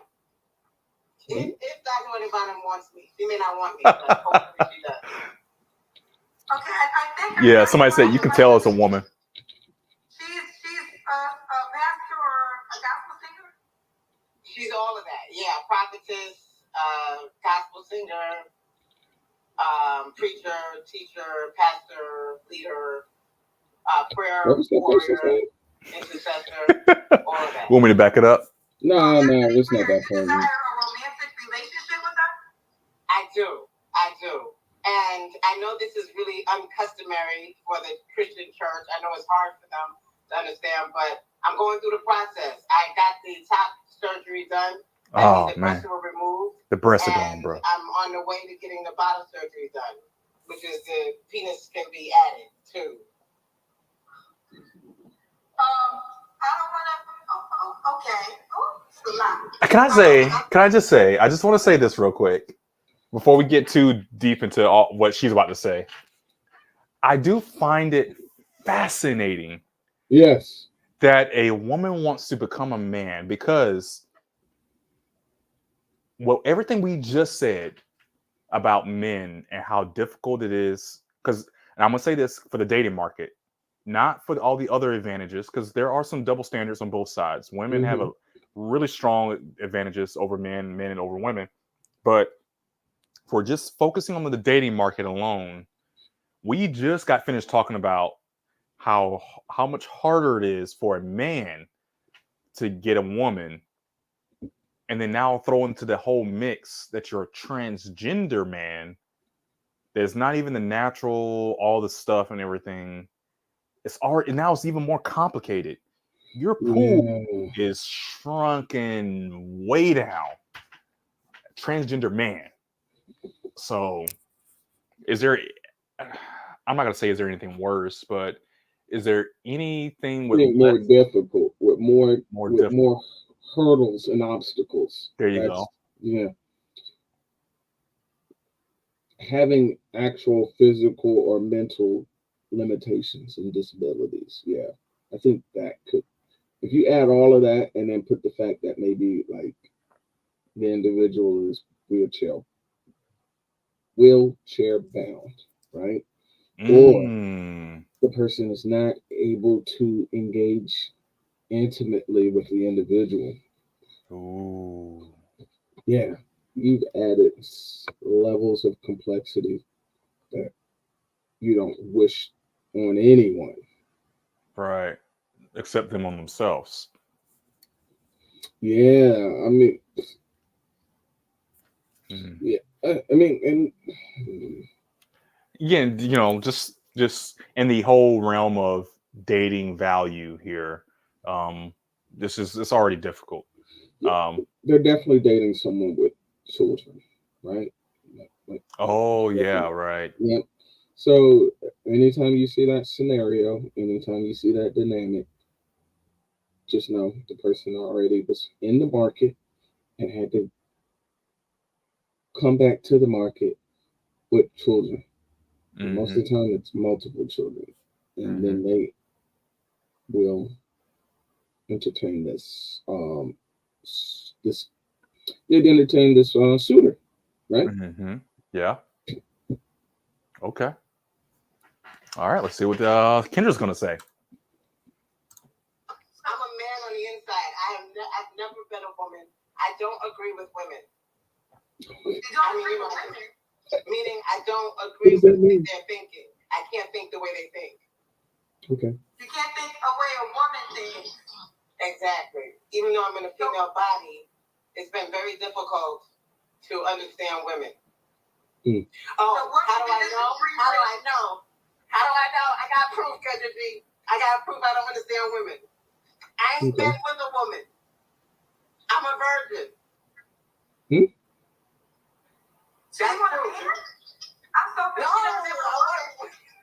I want women, but I'm too traumatized or something is wrong with me where I didn't ever get an opportunity to understand how women think and how to approach them and talk to them. I mean, I'm like, I don't know, I'm in some kind of another universe because What? What are you talking about? Makes sense. Makes sense. What? I was never a representative of how to talk like one. Yes, yeah. Right there. Oh, That does not make any rational sense whatsoever. Oh, I won't say that. Wow. I won't say that. Yeah, You know, I'm saying it. This individual made no sense whatsoever. That made no sense. Exactly. It went in a little small donut, a little small circle. Okay, let's I just saw the hamster wheel going, and then like there's a light bulb that was attached to the hamster wheel, and even the hamster stopped. And like it just like when a hamster's in like mid run, and then it just yeah. I wonder what Kendra's gonna say because she's a woman. I don't know if Miss Chris Lord here has forgotten that just because she's transitioning to be a man, that she's speaking directly to a woman. So let's see. Let's hear what happens. Yeah, I feel this. It's called Gender Dysphoria. Now, we will not disagree with you when you say you are not on Earth. I'm not on Earth. I'm somewhere in the clouds of Earth's atmosphere. You're right. That's not a compliment. That's not a compliment. So, do you desire a woman or a man? A woman. A full-fledged woman. Okay, how old are you, Mr. Chris? 42 years old. Oh. Okay. Now, I think, did you say you've never been with a woman, though? That's correct. Not even on a date. Have you been with a man? That's correct. When did you begin your transition to a trans man? 2013. 11 years. So have you 31. dated men up until then? No. Sorry, so don't with it. No, never, not once. So have you never been on no dates ever with a man or a woman? That's correct. Complete virgin. Well, I did go out with two women. I mean, I didn't go out with two women, but two women kissed me at least. Other than that, that's a... Yay. So it's fair to say you're a virgin at 42. That's correct. Wow. Okay. Now I want to be respectful to Dr. Juanita Bynum because she is a public figure. Juanita Bynum. Oh, okay. Juanita Bynum. That's.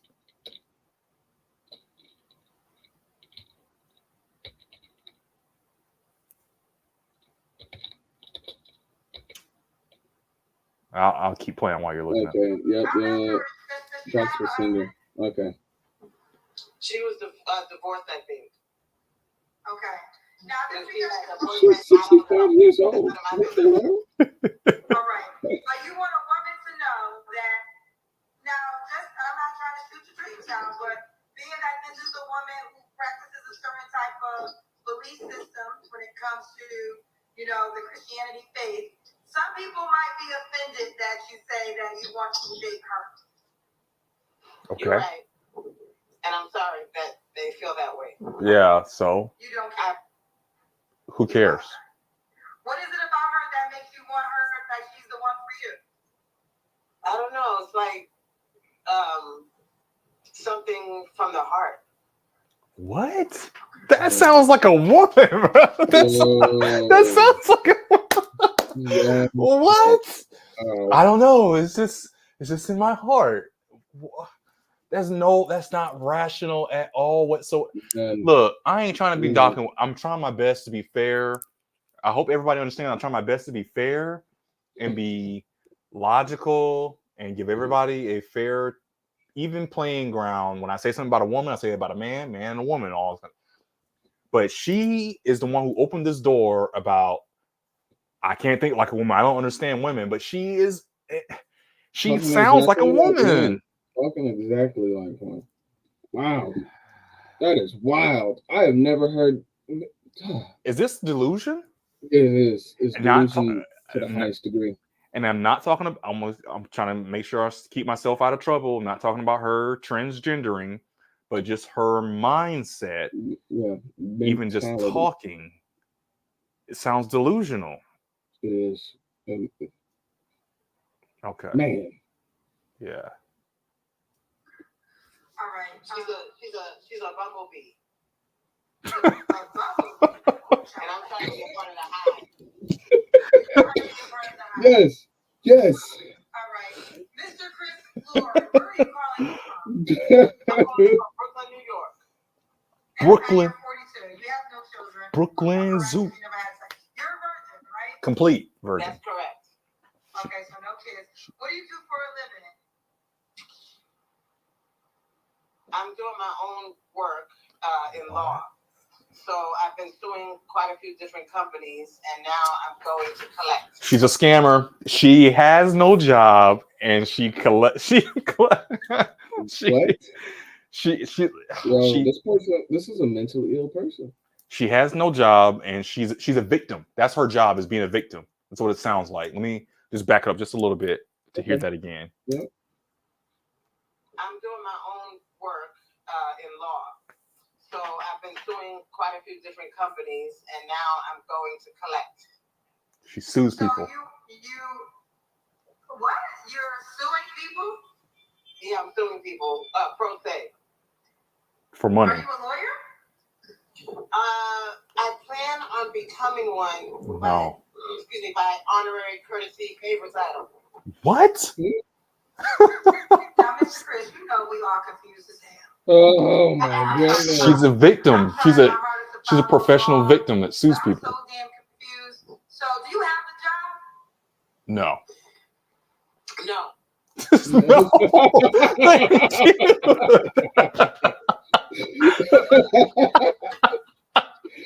Do you have a job? No. Yeah. Yo, Yeah. I'm so glad we're watching this together, because I am having the biggest laugh, and to have somebody watch this with me and to hear what I'm hearing. Yeah. This is wild. I think what this person does is they go around and they get people in trouble based on their protective status. Exactly. Right? Exactly. And then catch them saying or doing something that will get them and they're in New York, right? So New York is big on it. What is it? New York, Canada, California. Yep. And liberal states. Yeah. Get these businesses or these entities caught up and in trouble on not doing the proper PC type things. And if you don't say my right thing, you don't recognize me as what I'm wanting you to recognize me, you're going to get this lawsuit. And that's what, and then they do things to make themselves look as strange and as outwardly awkward as possible. Because now when I'm going to apply for jobs, why did you disqualify me? You know, like when I went and did this interview, well, I got the same accreditations, I got the same things as, you know, Susie or as Jacob or as, you know, Brianna over here, but I didn't get the position. Why is that? You know, why did you look at my resume, or why did I go through the interview process and not get the position? Or why did you not allow me into this establishment over someone else? And yeah, I mean, because think about who's doing that, right? Who's putting tattoos on their heads? I was just sitting here thinking, like, who has the energy and the low I don't want to say moral value, but maybe the ethical value. It's like, why? How could you even bring yourself to chemically in your mind to do this and to feel like it's all right to do the suing and the victim, the professional victimism? Yep, you said it perfectly the first time. You said that's a perpetual victim, and that's exactly what they're doing. They're going around and being a victim everywhere, anywhere that they can be a victim. They're a victim. I remember Charleston White. I think it was like a year or two ago. I heard him say that same thing that you just said. You described on TikTok. He's like, "What I do, I go get a job, and I listen to the guys talking about all the sexual stuff and on sexual harassment stuff or whatever, and then I go and complain about it to HR, and he just goes job to job, just suing them, doing that kind of thing." I was like, "Man, that's crazy." He was so proud of it. He's like, "Yeah, I do it. I tell on all of them. I do it too because why not? He has no shame in anything he does or says." And sounds like we got our male version, female turn male version of that as well. So, okay. I'm doing my own work. How do you pay your bills? I'm getting public assistance. Okay. So I'm a nerd. I'm a nerd. She's not. See, this is. I'm sorry. I am going to say this. This is a consistent female trait. Not answering the question directly. This is wild. This is guys, so wild. And I'll say that from this show. From the show, yeah. You ask a question and they don't answer the question. They go around it, or at least try to defeat the question. Don't defeat the question. Just answer it. It's usually a yes or no, or there's a very specific answer that goes to it. Don't try to go around and do all these other things. Just come on. A direct answer. Right. How does being a nerd pay your bills? It doesn't, but I'm pursuing my passion. How do you pay your rent or your mortgage each month? It's not that hard. How do you pay your rent each month or mortgage? Public assistance, because so I'm on. Yeah. You're homeless. Public assistance. Now, this might be invasive. Are they going to pay for your body surgeries that you just told us about? Yes. Medicaid, Medicare, they do that. But I'm welfare, bro. What? Maybe some kind of miracle, miraculous something. Miracle? She's banking on miracles? Bro, this is nothing but all. This is getting less funny and more sad the more I'm hearing it, man. This is again. That's why I got very sad is a good word. Just more distraught because this is a mentally unstable person. They're just smiling. They're just smiling it up, saying it so confidently without a hiccup or anything. Just 100%. Man, this is not good. Yeah. So we got Chris. He's Chris Lord, 42, Brooklyn, no kids. What's your zodiac sign besides crazy? Leo. Oh man, don't be no Leo, man. Come on, man. Now let's get to the question that we all want to hear. Who are you looking for? Because you said women are confusing. Who are you looking for today? Yeah. I want a woman. Why? By the name of Dr. Wanda, but what? Really, any woman who can help me and help you? Who likes a nerd and a geek rolled into one. Who's very, very. Listen, I'm not God, so I can't stop moving. Say anything for absolute.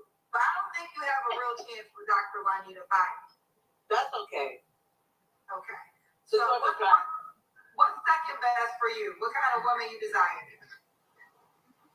Anything. The second woman? Anything.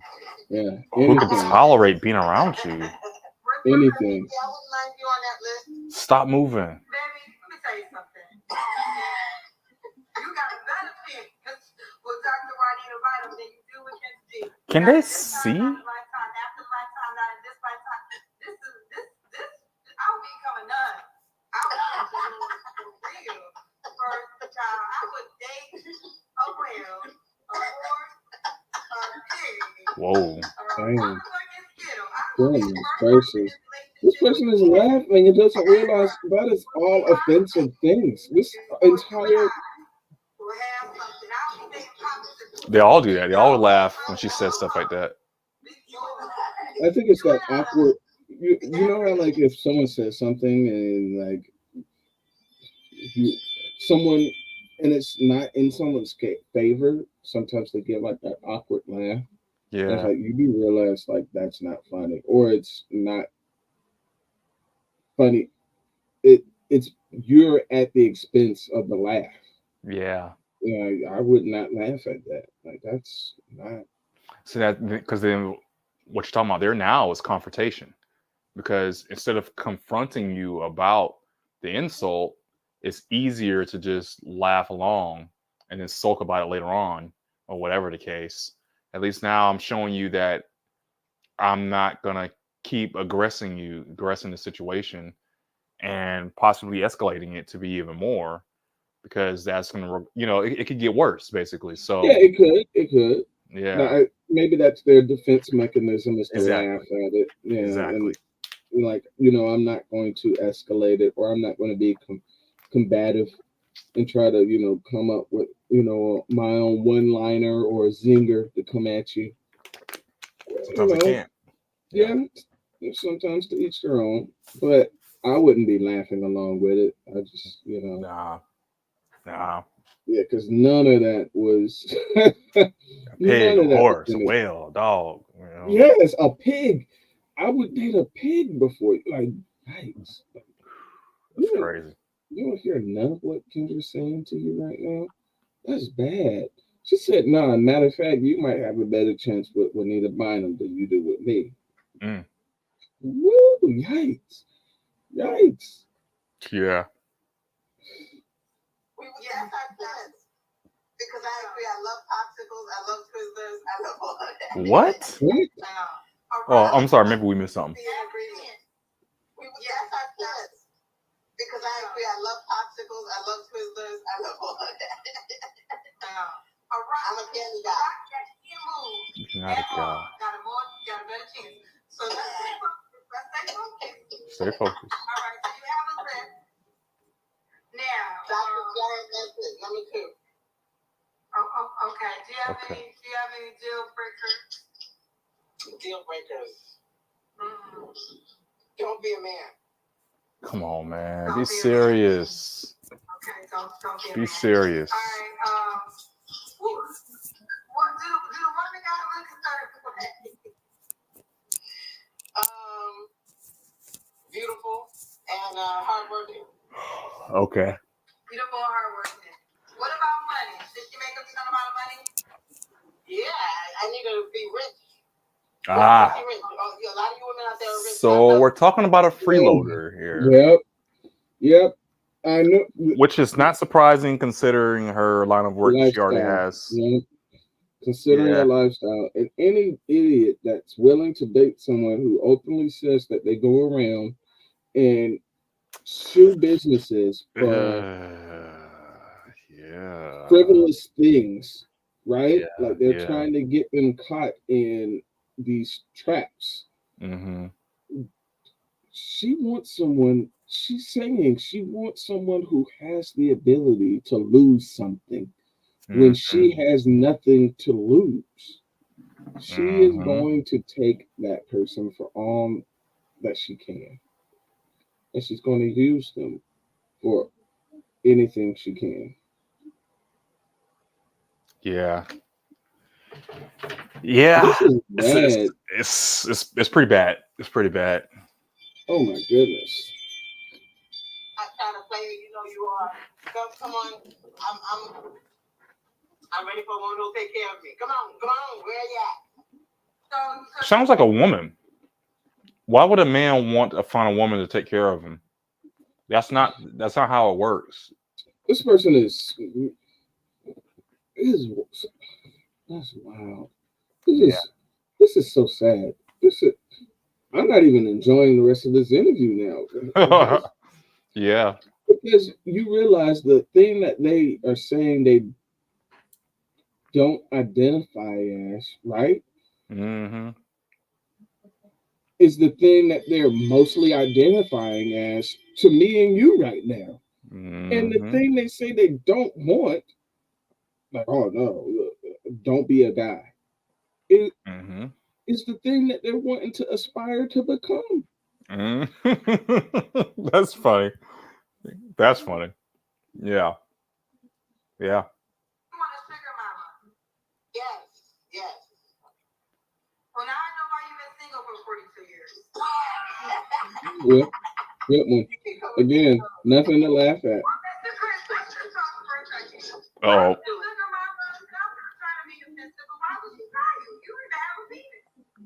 Hey. Because that could be bought. Nowadays, you can buy Who's buying it? Who's buying it? Who? Exactly. You want a sugar mama? Why are we on the same wavelength? I said, who's buying? It could be bought. Why do I need to get with you who needs to buy one when I can just walk outside and get one? It's like, hey guys, I'm ready, and you can have all kinds, any kind you want, all different flavors, sizes, whatever. They can get them for free. Yeah, they gotta pay for yours. That's crazy. This is the only reason why anybody would want to be with her and consider that is based off of her personality and the fact that she has something to give. But she ain't got nothing to give because she's looking for you to give it to her, him, or whatever she's going by. That's willing to. Okay, where you gonna get this? Because what would a sugar mama get out of picking you? I'm a genius, and I'm a nerd. Okay, so we got some paid comments. Like what little Ruba said, you want a rich hard worker, but you are a broke non-worker. Good one.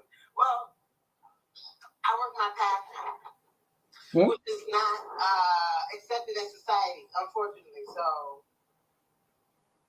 sorry. Okay. Listen, so I want to read this one to you. It says, Billy the Kid said, this is exploitation of those struggling with mental health issues. Billy the Kid, I just answered the phone. So this man believes you have mental health issues. I think there might be several people that might agree with that. Do you think you're suffering from mental health issues? Yes, I do. It's called self-aware. Yes, I have bipolar. Yep. They all say OCD.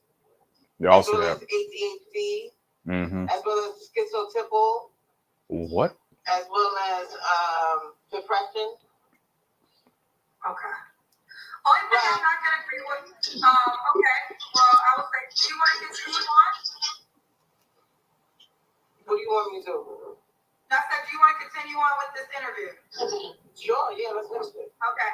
So yeah, only thing I don't agree with is exploitation part. I don't exploit anybody. There's a link. You call the show. I answer the phone. And if I started, and if people that use the word exploitation, if let's just say I started saying, "Oh, I'm not going to talk to you," then we'll have a discrimination case.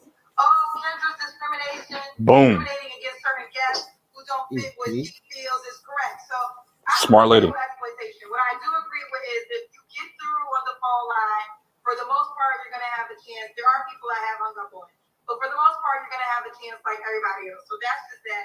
And the YouTube show is actually the hardest show to get selected in because you got to go through a lot of steps. So you can't be that mentally challenged at all times for YouTube because you really got to get the link and all that. But let's continue. We got to the money. Let's do the Kendra Cam.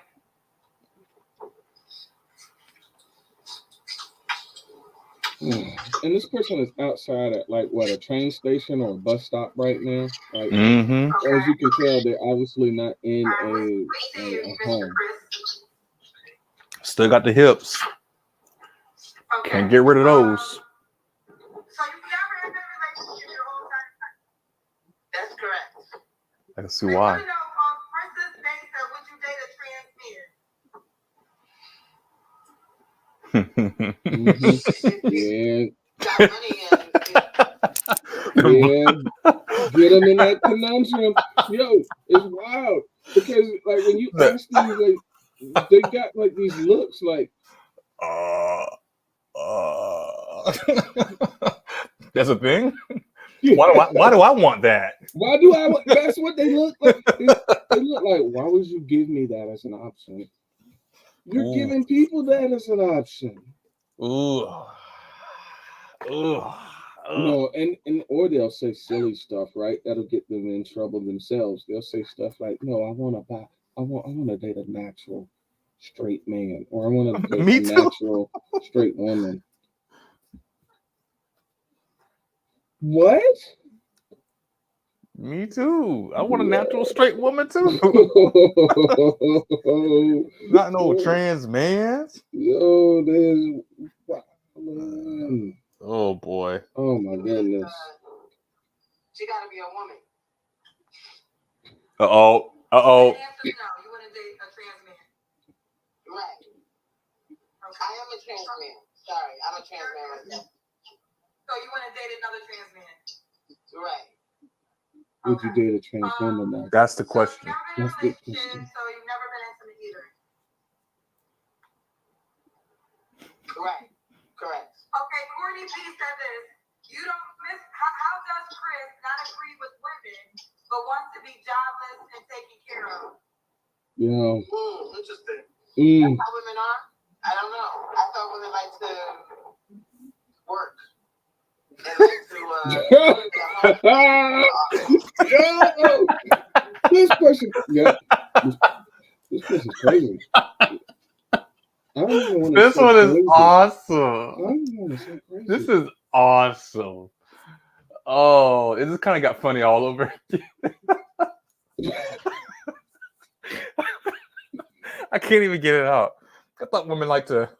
I thought women like to work.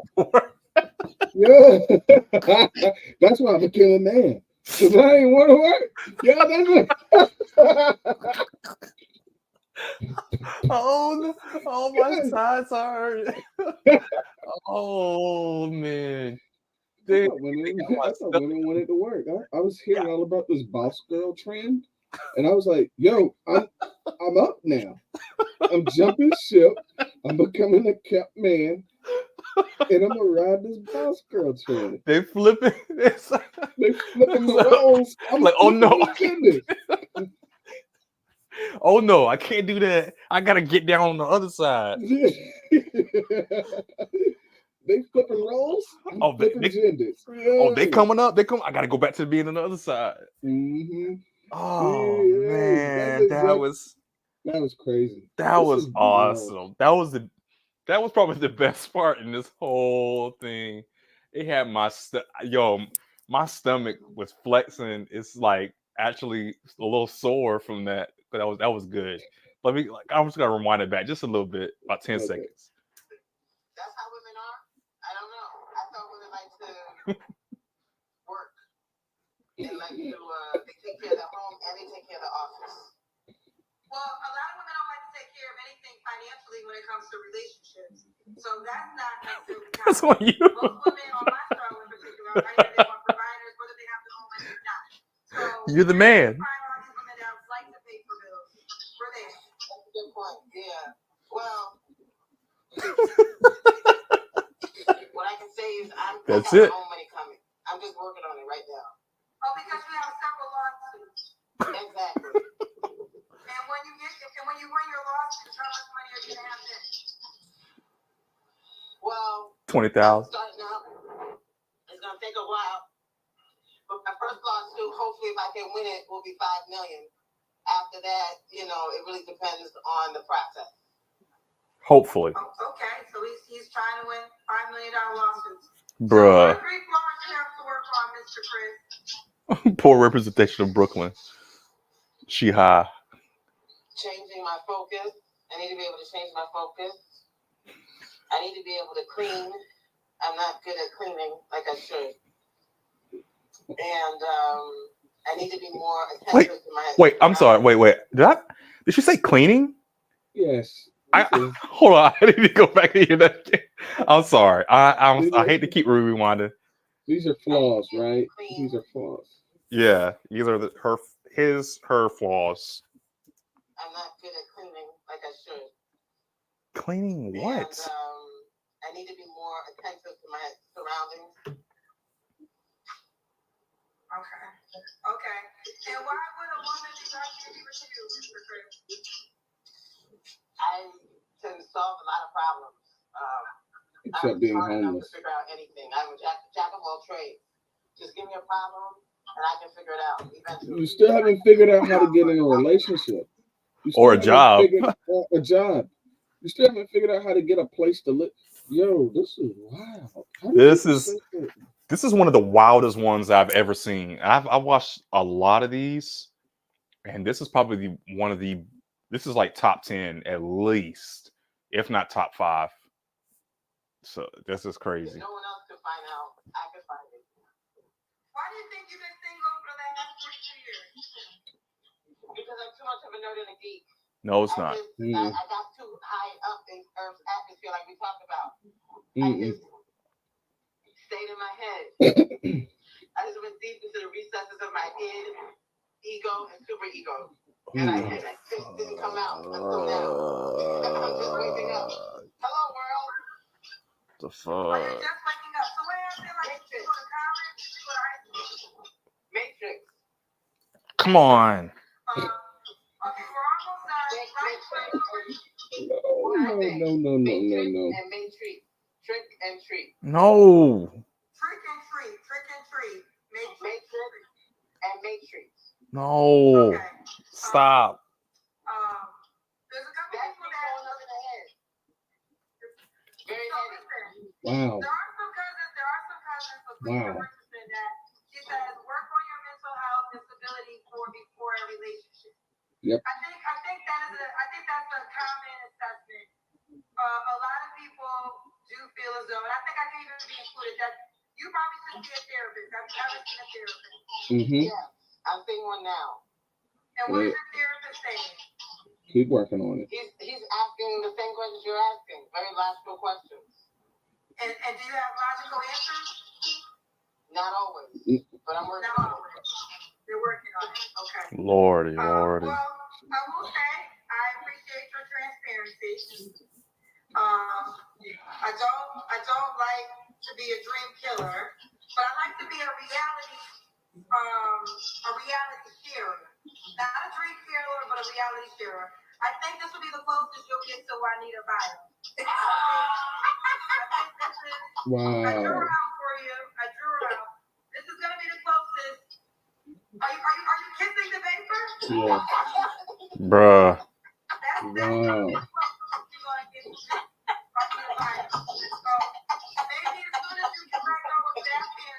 Wow.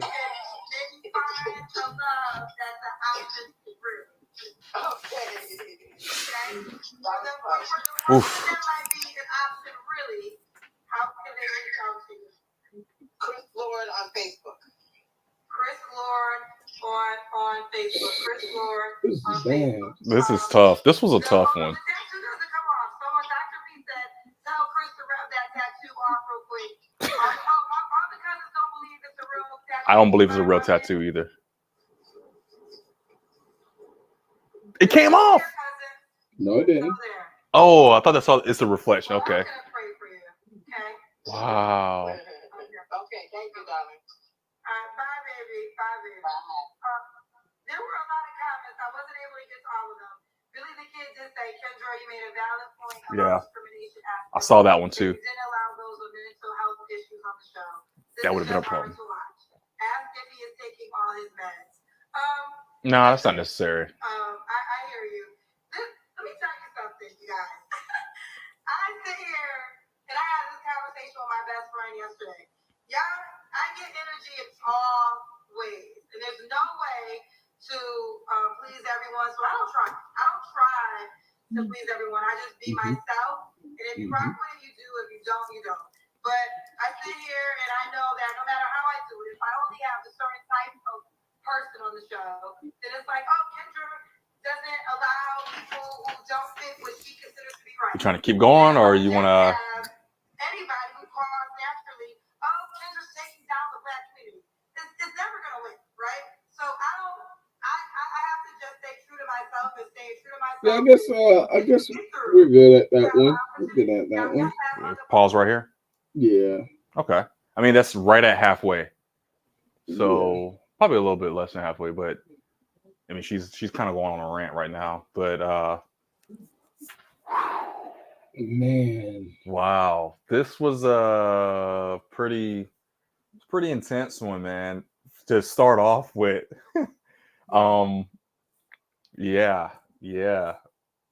Any comments? Any last little things to say before we end off this whole thing? Yikes, man! Yikes. Like, you could be out there dating that. How about that? No, sir, no, sir. Yeah. Like, I'm surprised, but not really, because at least at some level, that means people are aware that there is a floor to dating. That person is the floor. And for whatever reason, they have stayed out of relationships. So I'm surprised because no one's ever given this individual the time of day to entertain a relationship with. But that aside, yeah, this person should not be out on the market. No. Mm-mm. No. I think we had a lot of good comments from I think it was only 3 people we got through. If I'm not mistaken, it was the dude, 44-year-old, and this 42-year-old. Chris Lord. Yeah, there's 1, 2. Wow, that one's really long. 3, 4. There's 4 more and coming up after this. Okay. So it looked like her stream was about an hour long. Yeah, which we can, if you want, we can pick this back up next. Not next week. I got drilled next weekend. Maybe not the weekend after, because we're going on. It's my birthday the week after that, so we're gonna probably go for a trip. Probably some other time or something. Actually, if you're free on Friday, I can do maybe an hour. Yeah, I'll probably do an hour next Friday or something at like around 7 o'clock my time, like 8 o'clock your time, if you want. Okay. And an hour we can probably get through some of this. Probably maybe one person at that rate. But yeah, man, it just goes to show that I am not envious of anybody on these dating shows. No. I'm glad that I found my wife. We didn't marry until a couple of years ago, but we were together since I was like 19, 20 years old. So we pretty much grew up together our whole adulthood for the most part. And a lot of those challenges that you see on the dating shows is stuff you do go through in a relationship. But I like discovering that from one person and, living that whole thing. And it's a challenge again, nothing's easy, but it's such a relief looking back. And it's like, man, the Chris Lords and